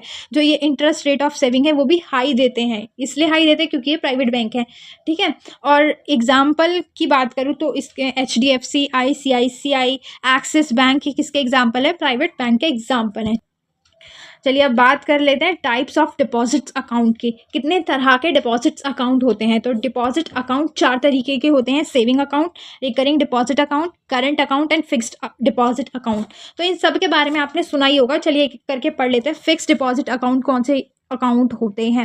फिक्स्ड डिपॉजिट को हम टर्म डिपॉजिट भी बोलते हैं। जब लोगों के पास बहुत सारा पैसा होता है एक साथ ही, जैसे कि 5 करोड़ रुपए मेरे पास, अब मैं उस पैसे को बचाना चाहती हूँ। मैं चाहती हूँ कि वो पैसा मेरा सेव हो जाए, एक ही बार में सेव हो जाए, क्योंकि मुझे तो डर लग रहा था अपने घर में रखने से। तो मैंने चाहा कि वो 5 करोड़ एक ही बार में सेव हो जाए, तो उसके लिए मैंने क्या कर दी? FD करवा ली। उसे ही बोलते हैं फिक्स्ड डिपॉजिट। फिक्स्ड डिपॉजिट में क्या करता है? एक जो इंडिविजुअल होता है ना, जो एक इंसान होता है ना, वो लमसम पूरा अमाउंट पूरा का पूरा अमाउंट क्या कर देता है? जमा करने के लिए रख देता है एक स्पेसिफिक पीरियड ऑफ टाइम तक, ठीक है। जैसे कि कितने भी साल की FD करवा सकते हैं ना। फिर क्या करती है बैंक? हमें इंटरेस्ट रेट देती है उस पर, और फिर जब हमें पैसे की ज़रूरत होती है, जो भी हमने टाइम पीरियड सेलेक्ट किया था, जब वो पूरा हो जाता है तो वो पैसा हमें मिल जाता है विथ इंटरेस्ट, ठीक है। ये इसमें जो फिक्स्ड डिपॉजिट अकाउंट जिनके भी होते हैं ना, जो फिक्स्ड डिपॉजिट अकाउंट खुलवाते हैं, वो सबसे ज़्यादा इंटरेस्ट कमाते हैं, क्योंकि FD पर हमें सबसे ज़्यादा इंटरेस्ट मिलता है। हम इस अकाउंट को एक ही बार खुलवाते हैं, एक ही बार पैसे को जमा करते हैं और लास्ट में जब हमारा टाइम पूरा हो जाता है तो एक ही बार में निकाल लेते हैं। और इसमें जो रेट ऑफ इंटरेस्ट है ना वो बहुत ज़्यादा होता है, हमें बहुत ज़्यादा इंटरेस्ट मिलता है according to saving account. Saving account में हमें इंटरेस्ट कम मिलता है और फिक्स्ड अकाउंट में हमें इंटरेस्ट ज़्यादा मिलता है। इसको हम टर्म डिपॉजिट अकाउंट के नाम से भी जानते हैं। तो समझ में आ गया एफडी क्या होती है। एफडी में क्या करते हैं, हम एक अकाउंट खुलवाते हैं, उसमें एक ही बार में पैसा डाल देते हैं, वो भी लमसम अमाउंट डालते हैं और बैंक हमें क्या देती रहती है, इंटरेस्ट देती है। और फिर हम जब टाइम पूरा हो जाता है हम उसे तोड़वा के निकलवा लेते हैं। ऐसे बोलते हैं ना एफडी तोड़ दो, एफडी तोड़ दो। चलो अब बात कर लेते हैं सेविंग अकाउंट की। सेविंग अकाउंट कौन सा अकाउंट होता है, जो नॉर्मली हम सब लोगों का होता है ना, सेविंग अकाउंट, बैंक में एक अकाउंट, उसे ही बोलते हैं सेविंग अकाउंट, जिसमें हम अपने पैसे को डिपॉजिट करते हैं। बैंक क्या करती है, हमारे पैसे को डिपॉजिट करती है और जो भी हमें निकालने होते हैं या फिर डालने होते हैं हम अपने पैसे को निकाल डाल सकते हैं और इस पर हमें अर्निंग इंटरेस्ट भी मिलता है। जब हम अपने पैसे को डालते हैं, सेव करते हैं अकाउंट में, बैंक में, तो वो हमें इंटरेस्ट भी देती है, लेकिन एफडी से कम इंटरेस्ट मिलता है, ध्यान रखना, ठीक है। हम जैसे नॉर्मल इंसान सबका अकाउंट होता है उसे ही सेविंग अकाउंट बोलते हैं, ठीक है, अपनी मनी को हम जिसमें सेव करते हैं। चलिए बात कर लेते हैं करंट अकाउंट की। तो करंट अकाउंट वो अकाउंट होती है जो बिजनेसमैन वगैरह खुलवाते हैं, जो कि ना हाई नंबर में ट्रांजैक्शंस करते हैं रेगुलर बेसिस पे, जो बड़े बड़े हैवी अमाउंट में इधर उधर करते हैं ना अपनी ट्रांजैक्शन, क्योंकि वो तो बिजनेस चला रहे हैं तो उनके पास तो पैसा आएगा भी और जाएगा भी। तो ऐसे लोगों को करंट अकाउंट खुलवाना होता है। करंट अकाउंट में जो इंटरेस्ट होता है ना वो ना के बराबर मिलता है या फिर मिलता ही नहीं है, बहुत सारे बैंक देते भी नहीं है। तो करंट अकाउंट उन लोगों का होता है जो बिजनेसमैन वगैरह होते हैं, ताकि वो ज़्यादा से ज़्यादा बड़ी ट्रांजैक्शंस को कर सकें, इसलिए करंट अकाउंट खुलवाया जाता है। अगर सेविंग अकाउंट में इतनी बड़ी ट्रांजैक्शन होने लगी ना तो शक की नज़रें आ जाएंगी, ये बंदा कर क्या रहा है, ये कैसे काम कर रहा है, ठीक है, ये कहीं क्रिमिनल तो नहीं, ऐसे वैसी सिचुएशन आ जाएगी। करंट अकाउंट में कर सकते हैं क्योंकि वो करंट अकाउंट है, वो खुला ही इसलिए है, बस इस पर हमें इंटरेस्ट रेट बहुत कम मिलेगा या फिर मिलेगा ही नहीं, ठीक है। इसमें हम हाई नंबर ऑफ ट्रांजैक्शन कर सकते हैं रेगुलर बेसिस पे। ये थोड़ा सा डिफरेंट है सेविंग अकाउंट से, क्योंकि सेविंग अकाउंट पे हम जैसे लोग अपने पैसे को डिपॉजिट करते हैं और विड्रॉ करते हैं, लेकिन यहाँ पे क्या करते हैं, इनमें ट्रांजेक्शन्स की जाती हैं, क्योंकि ये होते ही बिजनेसमैन है। तो आ गया समझ में करंट अकाउंट किसे कहते हैं। चलिए अब बात कर लेते हैं रिकरिंग डिपॉजिट अकाउंट की, जिसको हम आरडी बोलते हैं। ये भी ना एक स्पेशल टाइप है डिपॉजिट का इंडिया के अंदर, रिकरिंग डिपॉजिट अकाउंट। इसमें क्या होता है ना, इसमें मंथली वाइज हम अपने पैसे को जमा करवाते रहते हैं और निकालते नहीं हैं। एक हमें तारीख दे दी जाती है कि हमने जैसे एफडी में करते हैं ना, हम इतने साल की एफडी करवा रहे हैं, तो ऐसे ही इसमें भी ये 1 to 10 ईयर्स का होता है। इसमें भी हम क्या कर सकते हैं, एक तारीख फिक्स कर लेते हैं कि हमें अपनी आरडी कब तुड़वानी है। तो एक मैच्योरिटी डेट, जब वो मैच्योरिटी डेट आती है तो हमें सारा प्रिंसिपल अमाउंट, वो सारा पैसे हमें मिल जाता है, ठीक है। और ये मंथली वाइज हम जमा करवाते रहते हैं। ये एक स्पेशल टाइप का डिपॉजिट अकाउंट है इंडिया के अंदर। यहाँ पे क्या करते हैं, रेगुलर बेसिस पे लोग डिपॉजिट करते हैं और उनको बाद में वो सारा अमाउंट उन्हें मिल जाता है, ठीक है। सबसे ज़्यादा जो इंटरेस्ट रेट है वो मिलता है हमें एफडी पर। एफडी पर मिलने के बाद हमें मिलता है रिकरिंग डिपॉजिट पर, और उसके बाद हमें मिलता है सेविंग अकाउंट पर, और करेंट अकाउंट पे सबसे कम मिलता है या फिर मिलता ही नहीं है इंटरेस्ट, ठीक है। तो जो भी अपना पैसा जमा करवाते हैं ना वो ज़्यादा से ज़्यादा एफडी में कराना पसंद करते हैं, क्योंकि इस पर हाई रेट ऑफ इंटरेस्ट मिलता है, ठीक है। समझ में आ गया ये सब क्या थे। चलिए अब बात कर लेते हैं डिपॉजिट्स एंड एडवांसेस की। कैसे एक बैंक कैसे अपने एडवांसेस को एंड डिपॉजिट को मैनेजमेंट करते हैं उनका, वही हम पढ़ने वाले हैं। तो क्या करता है बैंक, जैसे कि अभी तक आप इतना कुछ पढ़ चुके, आपको समझ में आ गया होगा कि बैंक क्या करता है। बैंक पब्लिक के डिपॉजिट को यूज़ करता है। जो भी पब्लिक के पास एक्स्ट्रा पैसा होता है, सरप्लस होता है, उस मनी को वो कहाँ डिपॉजिट कर देते हैं, कहाँ जमा करवा देते हैं, बैंकों के पास। तो बैंकों का काम ही होता है पब्लिक का पैसे को डिपॉजिट करना, और वही पैसे को पब्लिक को ही उधार भी दे देते हैं। बैंकों का काम क्या है, पब्लिक से ही पैसा लेना, पब्लिक को ही दे देना और उसी से मनी जनरेट करना। अब देखो, हम जैसे कि पढ़े, अभी हमने समझा था कि बैंक को क्या करना पड़ता है, अपने पास LRR मेंटेन करके रखना पड़ता है, एक रिजर्व रखना पड़ता है, ताकि अगर पब्लिक बैंकों के पास वापस भी आती है कि वो उन्हें उनका पैसा दे, ठीक है। अगर वो विड्रॉ भी करना चाहती है तो बैंकों के पास ऐसे फंड्स अवेलेबल मौजूद हो कि बैंक उन फंड्स में से, उन रिजर्व में से क्या कर सके, उन लोगों को पैसा दे सके, ठीक है। तो इतना लिक्विड एसेट्स उनके पास होना चाहिए, इतना डिपॉजिट का पार्ट इतना कैश उनके पास, बैंकों के पास होना चाहिए ताकि वो अपने डिपॉजिटर्स की ऑब्लिगेशन के साथ मीट कर सके। अगर वो कोई भी बोलते हैं कि मुझे इतना विड्रॉ करना है, इतना विड्रॉ करना है, तो उन सब के साथ ये क्या कर सके, बैंक मीट कर सके। अगर किसी भी बैंक को, बैंकिंग सेक्टर को अगर सक्सेस पानी है तो उनकी सक्सेस किस पे डिपेंड है, उनके हाथ में कितना कैश है, वो किस तरह से अपने कस्टमर्स के, अपने डिपॉजिटर्स के क्लेम्स को पूरा करते हैं। जब वो अच्छे से अपनी एक्टिविटीज़ को परफॉर्म करेंगे, अपने हाथ में सफिशिएंट कैश रखेंगे, LRR मेंटेन रखेंगे, तो उनका जो बिजनेस है वो क्या पाएगा, सक्सेस पाएगा। यही बोला गया है, इसी तरीके से मैनेजमेंट किया जाता है। अब ये बोल रहा है नेक्स्ट क्वेश्चन में प्रिंसिपल बताने हैं हमें management of deposit and advance के। जब भी हम डिपॉजिट एंड एडवांस करते हैं तो उसके क्या प्रिंसिपल होते हैं, उनकी मैनेजमेंट के क्या प्रिंसिपल होते हैं। तो किसी भी बैंक को जब भी वो डिपॉजिट एंड एडवांसेस देता है, डिपॉजिट करता है, तो उसे कुछ प्रिंसिपल्स फॉलो करने चाहिए मैनेजमेंट का। सबसे पहला प्रिंसिपल है फ्लैक्सिबल। फ्लैक्सिबल का मतलब होता है कि वो चेंजेबल है, वो चेंज हो सकता है। अगर कुछ भी आता है, फ्यूचर में कुछ भी होता है तो उसको चेंज किया जा सके। अब वो कुछ भी हो सकता है, पॉलिसीज़ हो सकती है, जो भी उसने रूल्स बना रखे हैं वो हो सकते हैं, कुछ भी ऐसे वो डिपॉजिट करे, ऐसे एडवांसेस करे कि बाद में उनको फ्लेक्सिबल करा जा सके, उन रूल्स रेगुलेशंस को, उन पॉलिसीज़ को क्या करा जा सके, चेंज किया जा सके, वो रिजिड नहीं होने चाहिए। तो उनका मैनेजमेंट कुछ इस तरीके से होना चाहिए कि उनकी चीज़ें क्या होनी चाहिए, फ्लैक्सिबल होनी चाहिए, ठीक है। उनकी चीज़ों में क्या होनी चाहिए, सिंप्लिसिटी होनी चाहिए। वो ईजिली एस्टिमेट कर सके जितनी भी वैल्यू ऑफ डिपॉजिट की वैल्यू है, लोग पैसा जमा करते हैं, वो एडवांसेस देते हैं, तो उन सब को इस तरीके से मैनेजमेंट करना है कि उसमें सिंप्लिसिटी बनी रहे, ठीक है। ऐसा ना हो कि वो इतना कॉम्प्लिकेटेड स्ट्रक्चर में खुद ही फंस के रह गए, उन्हें पता ही नहीं है कितने को एडवांस देना है, कितने को दिया है, कहाँ से डिपॉजिट आया है, इतने अमाउंट को उन्होंने घपला कर दिया है। क्यों हुआ है ऐसा, क्योंकि उनका प्रॉपर मैनेजमेंट नहीं है। तो प्रिंसिपल ऑफ मैनेजमेंट कहता है कि हमारे को सिंप्लिसिटी भी रखनी चाहिए, फ्लैक्सिबिलिटी भी होनी चाहिए एंड सिंप्लिसिटी भी होनी चाहिए। एंड तीसरा पॉइंट कहता है कि लिक्विडिटी भी होनी चाहिए। लिक्विडिटी का मतलब होता है कि वो अपने पास क्या रखें, कैश को मेंटेन रख सके। अगर वो अपने पास कैश को मेंटेन नहीं रखेंगे, अगर कल को पब्लिक अपना पैसा मांगने आ जाती है तो कैसे वो पब्लिक को वापस पैसे को लौटा के देंगे, कैसे देंगे वो पैसा, जब तक उनके पास कैश ही मेंटेन नहीं है, लिक्विडिटी ही नहीं है, तो वो अपनी परफॉर्म कर पाएंगे एक्टिविटीज़ को, बिल्कुल नहीं कर पाएंगे। और प्रिंसिपल क्या कहता है मैनेजमेंट का कि जो डिपॉजिट एंड एडवांसेस का जब काम कर रहे हैं तो वो इकोनॉमिकल होना चाहिए। जो बैंक है ना, वो इस तरीके से अपने एक्सपेंसेस को करे, इस तरीके से सारी एक्टिविटीज़ को परफॉर्म करे कि उनका प्रॉफिट ज़्यादा निकल के आए और एक्सपेंस उनके कम निकल के आए। अगर एक्सपेंस ज़्यादा आ रहे हैं, उनका प्रॉफिट जनरेट ही नहीं हो पा रहा, तो फिर तो बैंकिंग सेक्टर बंद करना पड़ सकता है ना।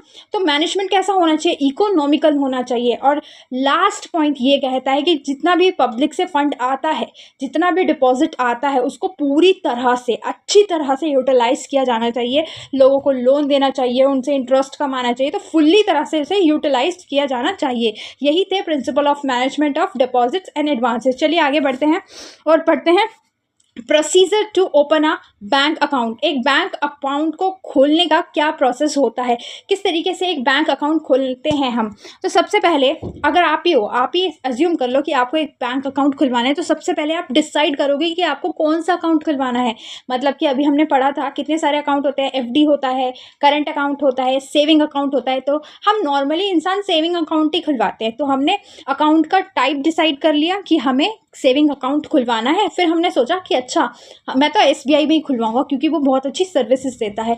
तो फिर जब हमने अकाउंट का टाइप डिसाइड कर लिया तो हमने SBI को चूज़ कर लिया। तो यहाँ पे हमने फर्स्ट स्टेप में क्या किया, हमारे अकाउंट का टाइप डिसाइड किया और बैंक को चूज़ कर लिया कि हमें वो वाले बैंक में अकाउंट खुलवाना है। फिर हम क्या करेंगे, अकाउंट खुलवाने बैंक ही तो जाएंगे या वेबसाइट पे लॉगिन करेंगे। तो हम क्या चले गए, बैंक चले गए, ठीक है। बैंक जाने के बाद हमने जब बैंक में विजिट की, उसके बाद हमें एक फॉर्म मिला। बैंक में जब अकाउंट खुलता है तो वो फॉर्म देते हैं उसको फिल करने के लिए, ठीक है। तो हमने बहुत अच्छे से फिल किया, अपनी पासपोर्ट साइज फ़ोटो लगाई, name, address, phone number, email, ये सारी चीज़ें जितनी भी उसमें थी, हमारा फादर नेम, मदर नेम, वो सब कुछ जो भी उस अकाउंट के अंदर था, उस फॉर्म के अंदर था, जितनी भी इन्फॉर्मेशन मांगी गई थी वो सारी हमने फिल कर दी, ठीक है, फॉर्म के अंदर। जब वो फिल कर दी तो उसके बाद हमें रेफरेंस नेम देना होता है कि जैसे कि उसका नाम दे सकते हैं कि उसी बैंक में SBI में हम खाता खुलवाने गए तो उसी बैंक में हमारे किसी रिलेटिव का अकाउंट हो या मम्मी पापा का हो तो वो रेफरेंस के नाम दे सकते हैं, या फिर रेफरेंस के लिए नाम अपने मम्मी पापा को दे दो, किसी का भी नाम रेफ़र कर देते हैं। ठीक है, वहाँ पे हमने रेफ़र कर दिया कोई ना। उसके बाद क्या किया, हमारे जितने भी डॉक्यूमेंट्स थे, हमें फॉर्म मिला था, फॉर्म के साथ फॉर्म को हमने अच्छे से फिल किया, भरा, उसके साथ हमने आधार कार्ड की फ़ोटोकॉपी लगाई, पैन कार्ड की फ़ोटोकॉपी लगाई। तो जितने भी डॉक्यूमेंट्स थे और अपनी पासपोर्ट साइज़ फ़ोटो थी, वो सारे डॉक्यूमेंट को फिल करके अच्छे से साइन वगैरह करके नंबर वंबर लिख के हमने क्या कर दिया, उन सारे डॉक्यूमेंट्स को सबमिट कर दिया। जब सारे डॉक्यूमेंट सबमिट हो गए तो हमारा जो ऑफिसर्स है वो वेरीफाई करेगा, अच्छे से फॉर्म को देखेगा, जो कमियां होंगी वो आपसे बोलेगा यहाँ पे ये फिल करो, यहाँ पे ये फिल करो। और आपने अगर अच्छा किया होगा तो, अगर आप मेरे जैसे नहीं होंगे और आपने बिल्कुल मस्त से फॉर्म भरा है तो फिर तो भाई बहुत अच्छी बात है, कोई कमी ही नहीं निकाल पाएगा ऑफिसर। उसके बाद क्या करना है आपको, जो भी इनिशियल अमाउंट होता है ना, जैसे जब भी हम अकाउंट खुलवाने जाते हैं तो वो पैसे मांगते हैं कि इतने से अकाउंट खुल रहा है, 3,000 से अकाउंट खुल रहा है, या 4,000 से खुल रहा है, या 5,000 से खुल रहा है। तो जो भी हमें इनिशियल अमाउंट होता है ना वो हमें देना पड़ता है। और जब हम देना पड़ता है, जब वो अमाउंट दे देते हैं, फॉर्म वगैरह भर के हमारा क्या होता है, अकाउंट खुल जाता है। यही प्रोसेस होता है बैंक अकाउंट खुलवाने का।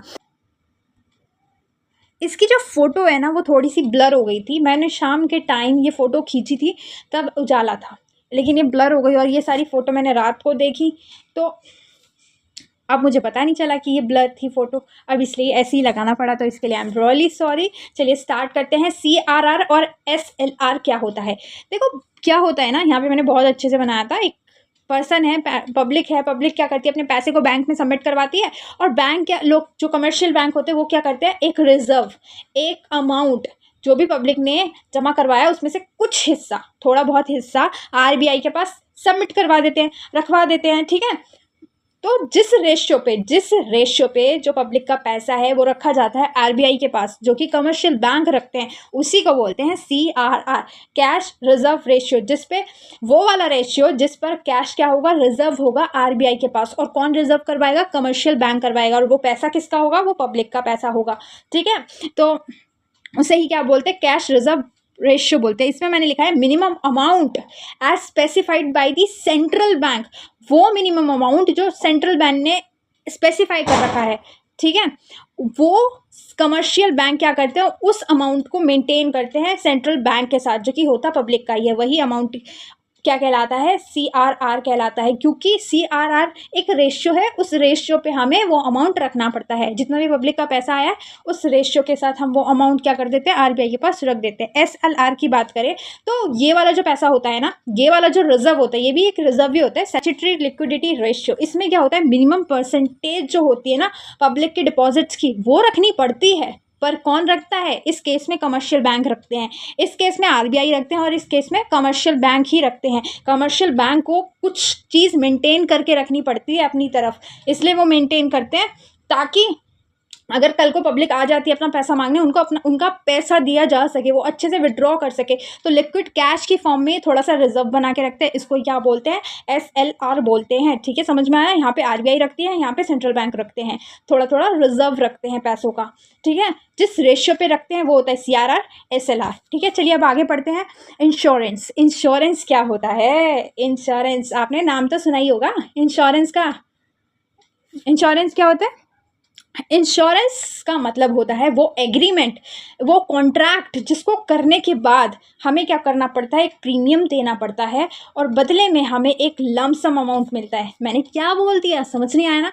आपने ऐड तो देखा ही होगा, फोटो पे हाथ चढ़ जाएगा, करवा लो इंश्योरेंस, ले लो LIC, करवा लो इंश्योरेंस, करवा लो हेल्थ इंश्योरेंस, लाइफ इंश्योरेंस, या फिर मोटर इंश्योरेंस, कार का इंश्योरेंस, करवा लो, बस करवा लो। ऐसा सुना ही होगा आपने। इंश्योरेंस क्या होता है, इंश्योरेंस जब भी हमें कोई फाइनेंशियल मुसीबत आने वाली होती है, उस मुसीबत को बचाने के लिए हम क्या करते हैं, इंश्योरेंस करवाते हैं। इंश्योरेंस क्या होता है, ये कुछ भी नहीं होता, एक एग्रीमेंट होता है, एक कॉन्ट्रैक्ट होता है, जिसमें क्या होता है, जो हम जैसी पब्लिक है ना, हम जैसी पब्लिक क्या करती है, वो अपने पैसे को कहाँ पे देती है, इंश्योरेंस कंपनी को देती है। वो अपने पैसे को किसको देती है, इंश्योरेंस कंपनी को देती है। और इस जो अमाउंट ये दे रही होती है उसको क्या बोलते हैं, प्रीमियम बोलते हैं उसको, प्रीमियम बोलते हैं। और अगर इसने लाइफ इंश्योरेंस करवाया था, सपोज कि इसने लाइफ इंश्योरेंस करवाया था, इसने बोला था अगर मैं 20 साल से पहले ही मर जाता हूँ तो मेरी परिवार को इंश्योरेंस के पैसे मिल जाए। तो अगर ये 20 साल से पहले ही मर गया तो इस कंपनी ने क्या किया, चाहे इसने प्रीमियम पूरा किया था या नहीं किया था, चाहे इसका पैसा पूरा हुआ था नहीं हुआ था, ये कंपनी क्या कर देगी, इसके परिवार को सारा पैसा दे देगी जितना की भी बात हुई थी। ठीक है, सपोज कि 20 लाख की बात हुई थी तो ये कंपनी क्या कर देगी, 20 लाख इसके परिवार को दे देगी। ठीक है, समझ में आया। तो वही होता है क्लेम्स, उसे क्लेम बोलते हैं। यही होता है इंश्योरेंस। इंश्योरेंस क्या है, ये एक एग्रीमेंट है किसके बीच में, इंश्योरर के बीच में एंड इंश्योर्ड के बीच में। इंश्योर्ड कौन होता है, इंश्योर्ड वो पब्लिक है जो कि इंश्योरेंस करवाता है। इंश्योरेंस समझो, यहाँ पे आप देखो इंश्योर्ड क्या है, वो पब्लिक है। यहाँ पे मैंने बनाया ना, ये पब्लिक है। इंश्योर्ड, इंश्योर्ड मतलब पब्लिक, इंश्योर्ड मतलब पब्लिक। इंश्योर्ड वो पब्लिक है जो इंश्योरेंस करवाती है, और जो कंपनी इंश्योरेंस करती है ना वो होती है इंश्योरर। ये एक कंपनी बना रखी है मैंने, देखो इंश्योरर कौन है, एक कंपनी। तो इंश्योरर एंड इंश्योर्ड के बीच में जो एग्रीमेंट होता है कि वो एक फिक्स्ड अमाउंट देगी और वो प्रीमियम पे करता रहेगा, उसी एग्रीमेंट को क्या बोलते हैं, इंश्योरेंस बोलते हैं। ये क्या होती है, एक तरह की प्रोटेक्शन होती है फाइनेंशियल लॉस से। इसको फ्यूचर में जो भी फाइनेंशियल लॉस होंगे, जिस भी चीज़ का वो इंश्योरेंस होगा, तो इसके बदले में कंपनी क्या करेगी, पैसा देगी। किसको, इंश्योर्ड को। ठीक है, समझ में आया। यही मैंने लिखा है कि इंश्योरेंस क्या होता है, एक कॉन्ट्रैक्ट होता है जिसमें फिक्स्ड कंसिडरेशन पे करनी पड़ती है। एक पार्टी ये प्रॉमिस करती है कि हम तुम्हें फिक्स्ड अमाउंट ऑफ मनी देंगे, और दूसरी पार्टी क्या कर लेती है, दूसरी पार्टी का रिस्क हायर कर लेती है। मरना इसके हिस्से में था, इसके परिवार को रिस्क होना था, लेकिन इस कंपनी ने क्या कर दिया, उसका रिस्क ले लिया, टेक ओवर कर लिया। ठीक है, तो यही होता है इंश्योरेंस। चलिए अब बात कर लेते हैं इसके कैरेक्टरिस्टिक और फीचर्स के। तो जो अभी हमने ऊपर पढ़ा था, इंश्योरेंस में दो पार्टी होती है। एक इंश्योरेंस जो कंपनी होती है जो इंश्योरेंस कर रही है, और एक होती है इंश्योर्ड जो पर्सन है जो इंश्योरेंस करवा रहा है अपना, उसे बोलते हैं इंश्योर्ड। ठीक है, तो इंश्योरेंस का पहला कैरेक्टरिस्टिक क्या है कि इसमें क्या होती है, दो पार्टी होती है। बेस्ड ऑन गुड फेथ पे बेस्ड होता है। किस पे बेस्ड होता है, गुड फेथ। इसका मतलब होता है कि जब भी हम इंश्योरेंस करवाने जा रहे हैं उससे पहले जितनी भी रिलेटेड जानकारी है उस टॉपिक से रिलेटेड, जैसे कि मैं अपनी हेल्थ का इंश्योरेंस करवा रही हूँ तो मुझे अपनी हेल्थ से रिलेटेड जितनी भी चीज़ें हैं कि मुझे ये वाली बीमारी है, वो वाली बीमारी है, उन सारी बीमारियों को डिस्क्लोज करना पड़ेगा। ऐसा नहीं कि मैं छुपा के इंश्योरेंस करवा रही हूँ और जब मुझे कुछ हो जाएगा तो मुझे पैसे मिल जाएंगे। यहाँ पे एक फेथ बनाना पड़ता है, और जितनी भी टर्म्स एंड कंडीशंस होगी वो उसे इंश्योरेंस वाली कंपनी को भी बताने पड़ेंगे। यहाँ पे दोनों को ही सारे फैक्ट्स को क्या करना पड़ता है, डिस्क्लोज करना पड़ता है। यही क्या है, इंश्योरेंस का फीचर है।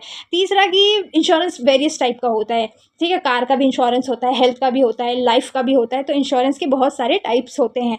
इसमें क्या होता है, इंश्योरेंस में ट्रांसफ़र ऑफ लॉस, लॉस जो है ना वो ट्रांसफ़र हो जाता है, जो रिस्क होता है ना वो ट्रांसफ़र हो जाता है ना। मैंने बताया ना ऊपर कि मरने वाला वो था, उसकी फैमिली पर रिस्क था, लेकिन ट्रांसफ़र किस पे हो गया, इंश्योरेंस कंपनी पे हो गया। ठीक है, ये रिस्क फ्री फ्रॉम रिस्क है, मतलब कि इसमें क्या होता है, एक बंदा सिक्योर हो जाता है पूरी तरह से, उसे सिक्योरिटी मिलती है, सेफ्टी मिलती है कि अगर आपको कुछ हो जाता है तो हम आपको इतना अमाउंट पे करेंगे। तो ये कहीं ना कहीं किससे, रिस्क से फ्री है उस इंसान के लिए। और इसका जो लास्ट फीचर है वो ये कहता है कि जब कुछ ना कुछ होगा, कोई इवेंट होगा, जब कोई हैपनिंग होगी इवेंट की, तभी हम क्या करेंगे, आपको पैसा देंगे। और तभी इंश्योरेंस दिया जाता है जब कोई इवेंट घटता है, कोई घटना होती है। ठीक है, तभी इंश्योरेंस दिया जाता है। तो ये थे इसके कुछ फीचर। चलिए अब बात कर लेते हैं इसके। देखो ये जो पॉइंट है ना, ये जो पॉइंट है मैंने इस तरीके से लिखे हैं, चाहे इंपॉर्टेंस आ जाए कि इंपॉर्टेंस ऑफ इंश्योरेंस बताओ, चाहे फंक्शंस आ जाए, चाहे ऑब्जेक्टिव्स आ जाए, आप ये सारे पॉइंट्स इसमें लिख सकते हो। तो आपको इंपॉर्टेंस, फंक्शंस एंड ऑब्जेक्टिव्स अलग अलग पढ़ने की ज़रूरत नहीं है। देखो अब क्या होता है कि इंश्योरेंस कंपनी जो थी, जो इंश्योरेंस कंपनी थी, वो क्या करती है, रिस्क को बियर करती है एंड शेयर करती है। एक पर्सन का रिस्क था ना, इसका रिस्क था, सपोज कि इसका रिस्क था, इसकी कार का, इनने अपनी कार का इंश्योरेंस करवा रखा था, इसकी कार का एक्सीडेंट हो गया, तो इसका जितना भी रिस्क होगा कौन बियर करेगा, ये कंपनी बियर करेगी। और ये क्या करती है, रिस्क को शेयर कर देती है। अब ये खुद अपने जेब से तो पैसा देगी नहीं, इसके पास बहुत सारे इसके ग्राहक होंगे जिन लोगों ने इसको पैसा दिया होगा, तो इन्हीं लोगों के पैसे को ये क्या कर देती है, इसको दे देगी। तो इसका जो रिस्क था ना वो इन सब में शेयर हो गया। ठीक है, इन सब में शेयर हो गया। तो ये जो कंपनी है ये रिस्क को भी बियर करती है और शेयर भी करती है। और ये जो कंपनी है ना, इसका दूसरा फंक्शन या दूसरी इंपॉर्टेंस या दूसरा ऑब्जेक्टिव ये कहता है, ये उस पर्सन को सिक्योरिटी एंड सेफ्टी प्रोवाइड करती है। इंश्योरेंस कंपनी का तो काम ही यही है ना कि वो क्या देगी, सिक्योरिटी देगी एंड सेफ्टी देगी। और ये पता है क्या करती है, थर्ड फंक्शन क्या है, ये कैपिटल का फॉर्मेशन करती है। कैसे करती है, अब आप सोच रहे होंगे। देखो सिंपल सी बात है, ये भी तो अपना कुछ कमाती होगी। अब वो कमाती कैसे होगी, ये जितना भी पैसा इन लोगों का आता है, इतने इतने लोग इंश्योरेंस करवाते हैं, सभी अपना पैसा देते होंगे, ठीक है। नुकसान तो बहुत कम लोगों का होता है। तो जैसे कि सपोज कि 10 लोग थे, 10 लोगों ने इंश्योरेंस करवाया, कोई एक आदि तो मरेगा ना, है ना। तो 8 का पैसा तो इसके पास है ना अभी भी। तो ये क्या कर देती है, बड़ी बड़ी कंपनियों में उस पैसे को इन्वेस्ट कर देती है। तो जब इन्वेस्ट करती है तो उससे क्या होती है, उनकी कैपिटल बनती है, कैपिटल फॉर्म होती है और वो अपने बिजनेस को चला पाते हैं, ठीक है। ये क्या करती है, नेक्स्ट फंक्शन इसका क्या है, नेक्स्ट इंपॉर्टेंस क्या है या नेक्स्ट ऑब्जेक्टिव क्या है, ये रिस्क को एसेस करती है, रिस्क की असेसमेंट करती है। रिस्क असेसमेंट करना मतलब कि पहले से ही ये एस्टिमेट करती है, फाइंड आउट करती है, ये चेक करती है कि अच्छा हमें कितना पैसा रखना चाहिए। अगर सपोज कि मैं 10 बंदों से पैसा भी ले रहा हूँ, इंश्योरेंस कंपनी सोच रही है, ठीक है, अगर मैं 10 बंदों से पैसा भी ले रहा हूँ तो कल को कौन कौन मुझसे अपना पैसा मांग सकता है। ऐसा सपोज कि अगर 10 केस आ रहे, कम से कम मेरे पास 3 केस तो आएंगे ही, 3 लोग तो मांगेंगे ही। तो पहले से ही रिस्क को एसेस करके चलती है, पहले से ही सोच के चलती है कि मुझे इतने लोगों का कंपनसेट करना पड़ सकता है, पैसा देना पड़ सकता है। तो ये सारे डिसीजन जितने भी लेगी वो सोच समझ के लेगी और अपने सारे डिसीजन को इस पे ही, यही चीज़ों को, रिस्क को अज्यूम करके, रिस्क को एसेस करके ही लेती ही, ठीक है। अब इसका नेक्स्ट फंक्शन है development of big business. Suppose अभी मैंने बताया कि बड़े बड़े बिजनेस में अपना पैसा इन्वेस्ट करती है और बड़े बिजनेस को कैपिटल की ज़रूरत तो होती है। अब कैपिटल जब मिल गई तो वो क्या करेंगे, अपनी डेवलपमेंट ही तो करेंगे, वो अपने बिजनेस को एक्सपैंड ही तो करेंगे, वो अपनी एक्टिविटीज़ को परफॉर्म ही तो करेंगे, है ना। वो और ज़्यादा अच्छे से काम करने की कोशिश करेंगे। तो इससे क्या होगा, बड़ा बिजनेस की डेवलपमेंट हो रही है ना। अब नेक्स्ट पॉइंट क्या कहता है, इससे हमारी इकोनॉमी तो बूस्ट होगी। इतने भाई बिजनेस को बढ़ा रहा है, इंश्योरेंस कंपनी एक बिजनेस को बढ़ा रही है, तो वो जो इकोनॉमी में बिजनेस आ रहा है, बिजनेस में बहुत सारी अपॉर्चुनिटीज़ निकल के आ रही हैं, जॉब अपॉर्चुनिटी, वो लोगों को फ़ायदा दे रही है, लोगों की इनकम जनरेट कर रही है, ऐसे बहुत सारे फ़ायदे दे रही है। तो ये सारी पॉइंट्स मिलकर क्या कर रहे हैं, हमारी इकोनॉमी को बूस्ट कर रहे हैं, डेवलप कर रहे हैं, और हमारी इकोनॉमी में क्या हो रहा है, पैसा बढ़ ही रहा है, ठीक है। तो समझ में आ गए इंपॉर्टेंस, फंक्शन या ऑब्जेक्टिव जो भी कह लो, ठीक है। तो चलिए अब बात कर लेते हैं प्रिंसिपल ऑफ इंश्योरेंस की। प्रिंसिपल ऑफ इंश्योरेंस क्या है, देखो इंश्योरेंस के भी ना कुछ प्रिंसिपल होते हैं। वो कौन कौन से प्रिंसिपल हैं, चलिए बात करते हैं। मैं तो सबसे पहला इंश्योरेंस का प्रिंसिपल कहता है कि हम दोनों को ही, मतलब इंश्योर्ड को और इंश्योरर को, मतलब उस कंपनी को और जो पर्सन का इंश्योरेंस है, उन दोनों को ही अपने फैक्ट्स को डिस्क्लोज करना चाहिए। पहला प्रिंसिपल कहता है कि एक गुड फेथ होना चाहिए। पहले प्रिंसिपल क्या कहता है कि एक गुड फेथ होना चाहिए, दोनों को अपने फैक्ट्स को, सारी चीज़ों को रिव्यू करना चाहिए और फिर उसको डिस्क्लोज करना चाहिए। जैसे कि सारी टर्म्स एंड कंडीशन जितनी भी हैं इंश्योरेंस के रिलेटेड, वो इंश्योर्ड को पता होनी चाहिए। और जो भी इंश्योर्ड का, मतलब अगर वो हेल्थ से रिलेटेड कोई इंश्योरेंस करवा रहा है तो उसकी हेल्थ में जो भी प्रॉब्लम्स हैं, जो भी परेशानियां हैं, उसकी जो भी बीमारी है, उसे जो भी प्रॉब्लम है, हर एक चीज़ उस कंपनी को पता होनी चाहिए। ऐसा नहीं कि वो चीटिंग कर ले और कुछ डिस्क्लोज ना करे उससे रिलेटेड और फिर वो इंश्योरेंस ले ले, क्योंकि उसे तो पता ही था कि मुझे बीमारी थी और फिर उसने इंश्योरेंस ले लिया। तो प्रिंसिपल्स ऑफ इंश्योरेंस ये कहता है कि दोनों में गुड फेथ का होना ज़रूरी है, दोनों ही अपनी चीज़ों को डिस्क्लोज करें। दूसरा प्रिंसिपल कहता है इंश्योरेंस का कि इंटरेस्ट होना ज़रूरी है। जो भी इंश्योरेंस करवा रहा है ना, उस सब्जेक्ट मैटर पे उसका इंटरेस्ट होना बहुत ज़्यादा ज़रूरी है। ऐसा नहीं होना चाहिए कि उसका इंटरेस्ट ही नहीं है उस पर। कहने का मतलब सिर्फ इतना है कि जो भी वो चीज़ का इंश्योरेंस करवा रहा है उससे रिलेटेड वो इंटरेस्टेड होना चाहिए। अगर वो इंटरेस्टेड ही नहीं है, जैसे कि सपोज कि उसने अपनी लाइफ का इंश्योरेंस करवाया और उसके बाद वो फांसी पे लटक गया, ऐसे नहीं होता ना। उसे अपनी लाइफ के बारे में इंटरेस्ट होना चाहिए, उसको चीज़ को इंटरेस्ट, उस सब्जेक्ट मैटर में उसको इंटरेस्ट होना चाहिए, ताकि वो आगे चल के उस चीज़ की परवाह करे और इंश्योरेंस ले, ठीक है। तो उसका जो भी सब्जेक्ट मैटर है, जिस पे भी उसने इंश्योरेंस करवाया, उसमें उसका पूरी तरह से इंटरेस्ट होना चाहिए, तभी क्या होगा, फाइनेंशियल हेल्प दी जाएगी। तीसरा प्रिंसिपल कहता है इंश्योरेंस का सबॉर्गेशन, मतलब कि जो भी राइट होता है ना, जैसे कि मेरी कार थी, मेरी कार के बाद या मेरी प्रॉपर्टी थी, कुछ भी था, मेरी प्रॉपर्टी थी, ठीक है, वो जल गई, मैंने अपना प्रॉपर्टी का इंश्योरेंस करवाया था, वो जल गई। जलने के बाद इंश्योरेंस कंपनी ने हमें पूरा पैसा दे दिया जितने का भी हमने इंश्योरेंस करवाया था। तो अब जो उस प्रॉपर्टी का राइट है ना वो उसका हो जाएगा। किसका हो जाएगा? इंश्योरेंस कंपनी का हो जाएगा। अब ऐसा नहीं होगा कि जो भी जली वली मतलब प्रॉपर्टी है उसे ही साफ करके वो लोग रहने लग जाए, नहीं, उन्हें तो उस चीज़ का पूरा पैसा मिल गया है, तो जो उसका राइट है ना वो किसका हो जाएगा? इंश्योरेंस कंपनी का हो जाएगा। अब सपोज कि एक और एग्जांपल देती हूँ, कार थी, कार का एक्सीडेंट हो गया और इंश्योरेंस हो रखा था, ठीक है, तो अब क्या होगा, जो इंश्योरेंस के पूरे पैसे लेने के बाद अब जिसकी भी वो कार थी ना, वो ऐसा नहीं कि उसे ठीक करवा के चलाने लगेगा, वो कार कौन ले जाएगी? इंश्योरेंस कंपनी ले जाएगी, क्योंकि उस पर राइट अब किसका हो जाएगा? इंश्योरेंस कंपनी का हो जाएगा। तो इंश्योरेंस का प्रिंसिपल कहता है प्रिंसिपल ऑफ सबऑर्गेशन राइट। इसमें क्या होता है? ट्रांसफर हो जाता है। प्रिंसिपल ऑफ इंडेमनिटी का मतलब होता है कि जो भी जिस भी चीज़ का लॉस हुआ है और जिस भी चीज़ के लिए इंश्योरेंस करवाया गया था उसका पूरा पैसा किसको दिया जाए? इंश्योर्ड को दिया जाए। वो पूरी कंपनसेशन हम इंश्योर्ड को दे, उसका जितना नुकसान हुआ है उतना नुकसान का पैसा हम भरपाई करें, ठीक है। ये इंश्योरेंस कंपनी का प्रिंसिपल कहता है इंडेमनिटी में, ठीक है। अब इसमें क्या होता है, जो उसकी पहले सिचुएशन थी, मतलब कि उसका एक्सीडेंट हो गया, उसकी पहले जो सिचुएशन थी, जिसकी भी मतलब उस कार की जो लागत थी वो कम से कम 5 लाख की थी, तो उसके बाद भी उसकी सिचुएशन वैसी ही रहनी चाहिए, उसकी जो लागत है ना वो 5 लाख ही रहनी चाहिए। जो कंपनी वाले हैं उसे कंपनसेट पे कर दे 5 लाख, बात खत्म, तो उसे पूरा पैसा मिलना चाहिए। नेक्स्ट प्रिंसिपल कहता है प्रॉक्सिमेट कॉस्ट। ऐसा होता है कि जब भी इंश्योरेंस करवाया जाता है तो उसमें रीजंस दिए जाते हैं कि अगर ये हो जाएगा, अगर ये हो जाएगा, तब हम इंश्योरेंस कंपनी से अपने क्लेम्स ले सकते हैं, क्लेम्स करवा सकते हैं, ठीक है। तो अगर प्रॉक्सिमेट का मतलब होता है आसपास, मतलब नियर, अगर ऐसे कोई कारण की वजह जो उस लिस्ट में कॉजेस दिए थे कि इस कारणों पे मुझे इंश्योरेंस कंपनी पे करेगी, तो उससे मिलता जुलता आपस में मतलब नियरेस्ट जो भी कॉज होगा तभी पैसे दिए जाएंगे। ऐसा नहीं कि कॉज ही नहीं है, उस वजह से हुआ ही नहीं है और क्या दिया जा रहा है? कंपनसेट दिया जा रहा है, तो ऐसा नहीं होता, ठीक है। तो जिस भी चीज़ का इंश्योरेंस करवाया गया है उससे मिलते जुलते कारणों का होना ज़रूरी है जो उसमें मेंशन है। अगर ऐसा नहीं है तो कंपनसेट नहीं देते, ठीक है। तो ये भी प्रिंसिपल कहता है कि अगर उससे मिलता जुलता कारण है तो कंपनसेशन दिया जाएगा।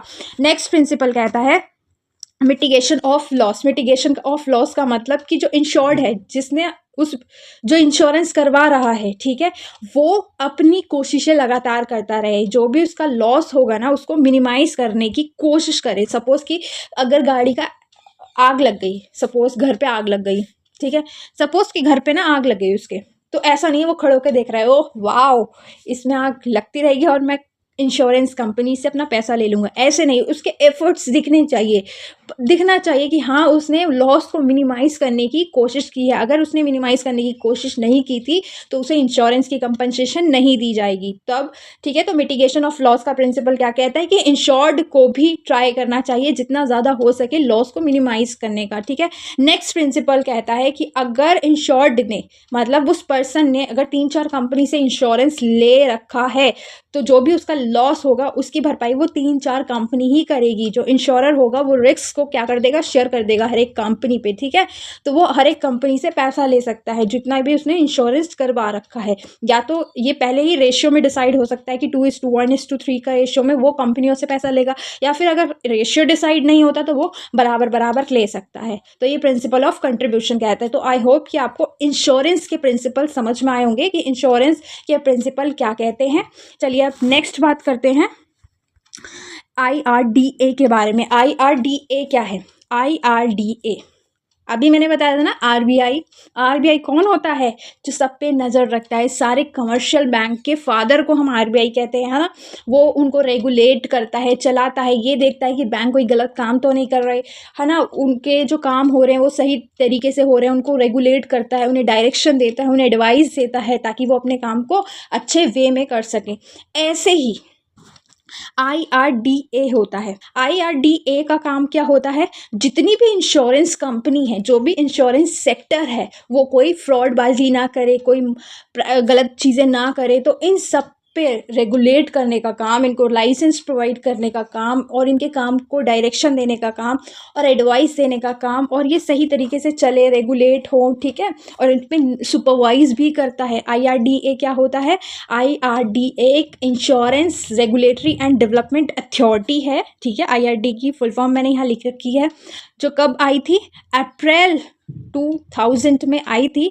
IRDA एक सुप्रीम बॉडी है, स्टैट्यूटरी बॉडी है, जैसे कि RBI एक एपेक्स बॉडी थी ना, सुप्रीम बॉडी थी, वैसे ही IRDA भी एक सुप्रीम बॉडी है जो पार्लियामेंट एक्ट में पास की गई थी। और वो एक्ट कब पास हुआ था? 1999 में वो एक्ट पास हुआ था, insurance regulatory and development authority act.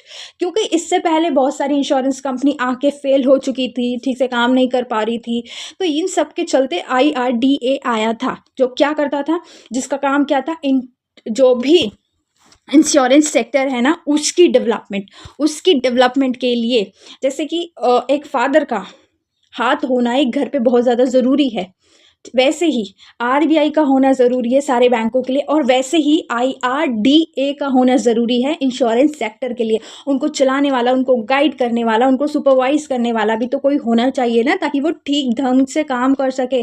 तो ये क्या करता है, IRDA सुपरवाइज करता है, उन पे निगरानी रखता है और उनके पूरी तरह से डेवलपमेंट के लिए काम करता है। ठीक है, तो इंश्योरेंस सेक्टर कौन डेवलप कर रहा है इंडिया में? IRDA। ठीक है, ये क्या करता है, जितने भी पॉलिसीज होल्डर्स होते हैं उनके इंटरेस्ट का ख्याल रखता है कि उन्हें सही से क्लेम मिले, उनके साथ कोई भी धोखाधड़ी ना हो, ठीक है, उनकी ग्रोथ अच्छे से हो, ठीक है, और इंश्योरेंस सेक्टर की भी ग्रोथ अच्छे से हो। ये क्या करता है, रेगुलेशंस फ्रेम करता है, रूल्स रेगुलेशंस बनाता है पीरियोडिकली, ठीक है, ताकि ये सब जो इंश्योरेंस सेक्टर है वो बहुत अच्छे से काम कर सके। यही इसका मीनिंग है और यही इसके रोल है। चलिए अब बात कर लेते हैं फंक्शंस की। देखो, आप ये फंक्शन में यही पॉइंट्स लिख सकते हो और ऑब्जेक्टिव में भी यही पॉइंट लिख सकते हो, क्योंकि मैंने पॉइंट ही इस तरीके से बनाए हैं। ठीक है, तो आपको एक्स्ट्रा पढ़ने की ज़रूरत नहीं है। तो IRDA का ऑब्जेक्टिव क्या होता है, जितनी भी माल प्रैक्टिसेस हो रही हैं, जितनी भी फ्रॉडबाजी कर रहे हैं इंश्योरेंस सेक्टर वाले, तो उनको अवॉइड करना। ठीक है, ये क्योंकि सुपरवाइज करता है और इन पर निगरानी रखता है, उनको रेगुलेट करता है, उनको लिए रूल्स रेगुलेशंस बनाता है, तो जितनी भी फ्रॉडबाजी है वो नहीं कर सकते, क्योंकि उनके ऊपर किसकी सुपरविजन है? IRDA की सुपरविजन है। तो IRDA का काम क्या है और उसका ऑब्जेक्टिव क्या है? जितनी भी फ्रॉडबाजी हो रही है उससे बचाना लोगों को। ठीक है, दूसरा है कि ये फेयरनेस फैलाता है, फेयरनेस प्रमोट करता है। जब वो फ्रॉडबाजी से बताएगा तो फेयरनेस ही होगा ना, ट्रांसपेरेंसी आएगी, सब अच्छे ढंग से काम करेंगे, कोई धोखाधड़ी नहीं होगी। तो ये क्या कर रहा है, प्रमोट कर रहा है फेयरनेस को, सारी चीज़ें सही हो इसको प्रमोट कर रहा है। ठीक है, तीसरा इसका फैक्टर ये है, जो जेन्युइन क्लेम्स होते हैं ना, तीसरा इसका फंक्शन या ऑब्जेक्टिव कह लो, वो ये है कि जितने भी क्लेम्स निकल के आते हैं, जिनको भी इंश्योर्ड जो भी इंश्योर्ड को अमाउंट चाहिए होता है, उनके जो भी क्लेम्स होते हैं उनको वो फास्टर करवाता है, उनके सेटलमेंट करवाता है। मतलब ऐसे कोई कंपनी बोल दे, इंश्योरेंस कंपनी बोल दे, हम नहीं दे रहे क्लेम, हम नहीं दे रहे, तो क्या होगा? ऐसे में IRDA अपना काम करेगा, जो भी जेन्युइन क्लेम्स है वो लोगों को दिलवाता है। ठीक है, क्योंकि इसके चलते कोई भी इंश्योरेंस सेक्टर वाला फ्रॉडबाजी नहीं कर सकता। ठीक है, ये जितने भी पॉलिसीज होल्डर हैं उनके ग्रीवेंस को, उनके दुख को ट्रीट करता है, एड्रेस करता है। ठीक है, और उनकी बातों को समझता है। ठीक है, एक प्रॉपर चैनल के थ्रू उनको गाइड करता है। ठीक है, और ये क्या करता है, एक रिलायबल मैनेजमेंट फॉर्म करता है, एक अच्छा खासा मैनेजमेंट ये क्या करता है, फॉर्म करता है, क्योंकि इसकी सुपरविजन है सबके ऊपर। और ये लाइसेंस भी इंश्योरेंस सेक्टर्स को, जो भी ट्रेनिंग वगैरह होती हैं शुरुआत में, जो भी इंश्योरेंस सेक्टर बिल्ड हो रहे हैं, इंश्योरेंस कंपनियां खुल रही हैं, उन सबको लाइसेंस देने का काम, उनको ट्रेनिंग देने का काम भी कौन करता है? IRDA करता है। आई होप कि आपको IRDA के बारे में बहुत अच्छे से नॉलेज हो गई होगी। चलिए बात कर लेते हैं टाइप्स ऑफ इंश्योरेंस की। तो हमारे यहाँ पर इंश्योरेंस को जनरली मोटे तौर पे दो तरीके से बांटा गया है, एक होता है लाइफ इंश्योरेंस और एक होता है जनरल इंश्योरेंस। अब इनके अंदर बहुत सारे इंश्योरेंस आ जाते हैं, जैसे कि लाइफ इंश्योरेंस के अंदर आ जाता है टर्म लाइफ, दूसरा आ जाता है money back insurance, child insurance plan, unit life insurance plan, ऐसे ही बहुत सारे इंश्योरेंस लाइफ इंश्योरेंस के अंदर आ जाते हैं। और दूसरा होता है जनरल, जो कि लाइफ इंश्योरेंस नहीं है, वही तो जनरल है, जो कॉमनली सबके लिए है। जैसे कि कोई अपने होम का इंश्योरेंस करवाता है, कोई अपनी हेल्थ का इंश्योरेंस करवाता है, ठीक है, कोई मोटर का इंश्योरेंस करवाता है, जो फायर वगैरह लग जाए प्रॉपर्टी में तो उसका भी इंश्योरेंस करवाता है। तो बहुत सारे इंश्योरेंस होते हैं। बात कर लेते हैं लाइफ इंश्योरेंस की। लाइफ इंश्योरेंस को कैसे डिफाइन किया गया है? लाइफ इंश्योरेंस वो इंश्योरेंस होता है, देखा है ना, मैंने यहाँ पे इसकी फ़ोटो पे हार भी चढ़ा दिया, मतलब कि मतलब कि क्या इसमें मैं बोलना चाह रही हूँ, लाइफ इंश्योरेंस, जैसे कि नाम से ही समझ में आ रहा है, जो किससे रिलेटेड है, लाइफ से रिलेटेड है। अब पता नहीं है ना, हमारी लाइफ जो है ना बहुत अनसर्टेन है, मतलब कब क्या हो जाए कुछ पता नहीं है। अभी मैं वीडियो बनाती बनाती लुढ़क जाऊँ, कुछ भी पता नहीं है ना, कुछ भी पता नहीं है कि कब क्या हो जाए, कभी किसी का एक्सीडेंट हो जाए, 2 मिनट में जिंदगियाँ जाती हैं। तो इस सब के चलते लोग क्या करते हैं, लाइफ को इंश्योर करवाते हैं, लाइफ का इंश्योरेंस लेते हैं। अब ये क्या होता है, ये कॉन्ट्रैक्ट होता है किसके बीच में, पॉलिसी होल्डर के बीच में और इंश्योरेंस कंपनी के बीच में। इन दोनों के बीच में एक कॉन्ट्रैक्ट होता है, जिसमें इंश्योरेंस कंपनी इंश्योर्ड को, जो भी इंश्योरेंस ले रहा है, उसको प्रॉमिस करती है कि आफ्टर डेथ या एक्सपायरी ऑफ सर्टेन पीरियड के बाद हम आपको एक लमसम अमाउंट देंगे। वो क्या करती है कि इंश्योरेंस कंपनी ये तय करती है कि अगर आपकी डेथ हो जाती है तो हम इतना अमाउंट आपके घर पहुंचा देंगे, ठीक है। या फिर बहुत सारे लोग इसलिए भी करवाते हैं क्योंकि उनकी एक्सपायरी, मतलब कि 60 साल के बाद लोग काम नहीं कर सकते ना, जो रिटायरमेंट हो जाती है उसके लिए भी आगे चल के वो काम नहीं कर सकते, तो इसलिए भी इंश्योरेंस लिया जाता है, लाइफ इंश्योरेंस, ठीक है।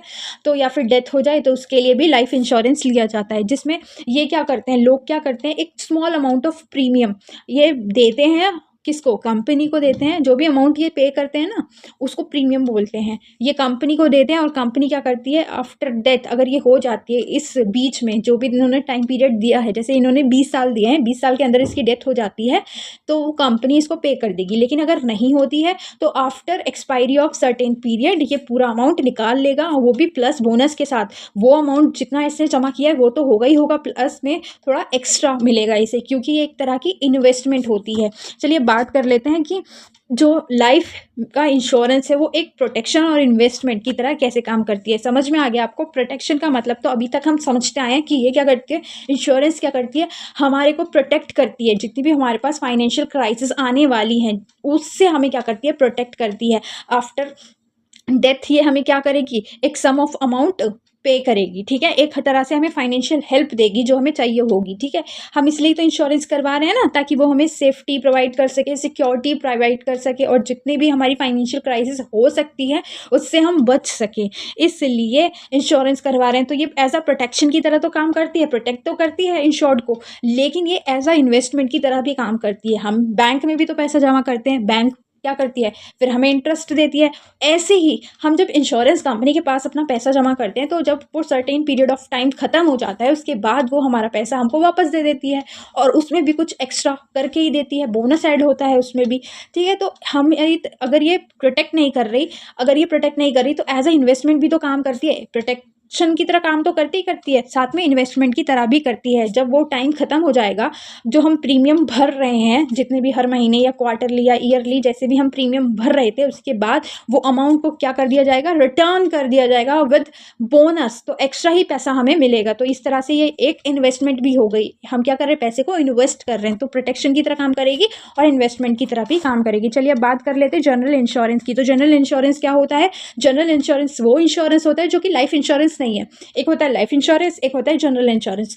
तो जो लाइफ इंश्योरेंस नहीं है, लाइफ के अलावा जितने बच जाते हैं ना इंश्योरेंस, ठीक है, जो लाइफ से रिलेटेड नहीं है, जो जनरल है, उसको बोलते हैं जनरल इंश्योरेंस। ये भी एक एग्रीमेंट होता है, ये भी एक पॉलिसी होती है, पॉलिसी होल्डर के बीच में और इंश्योरर के बीच में। मतलब कंपनी इंश्योरेंस वाले जिसने भी इंश्योरेंस करवाया है उसको प्रॉमिस करती है कि वो उसके रिस्क को लेकर उसको पैसे को ट्रांसफ़र करेगी, ठीक है। अब इसमें हम इंश्योरेंस जो है ना वो किसी भी चीज़ का करवा सकते हैं, ठीक है। अपने वैल्यूएबल एसेट का करवा सकते हैं, प्रॉपर्टी का करवा सकते हैं, अपने होम का करवा सकते हैं, अपनी हेल्थ का करवा सकते हैं।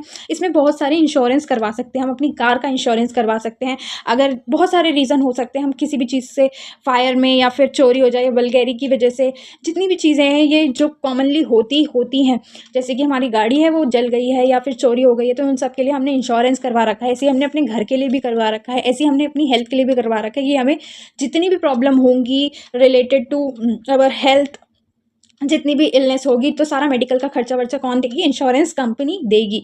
तो यही होता है जनरल इंश्योरेंस। इसमें ह्यूमन की लाइफ नहीं आती, इसमें लाइफ इंश्योरेंस नहीं आता, ठीक है। तो ये सब चीज़ें होती हैं जनरल इंश्योरेंस में। अब वीडियो को यहीं एंड करते हैं, वीडियो बहुत लंबी हो चुकी है। आई होप कि आपको वीडियो अच्छी लगी होगी। वीडियो अच्छी लगे तो लाइक सब्सक्राइब शेयर ज़रूर करें, ताकि मैं आपकी ऐसी वीडियो और बनाती रहूँ। मिलते हैं जल्दी ही नेक्स्ट वीडियो में, टिल देन बाय बाय।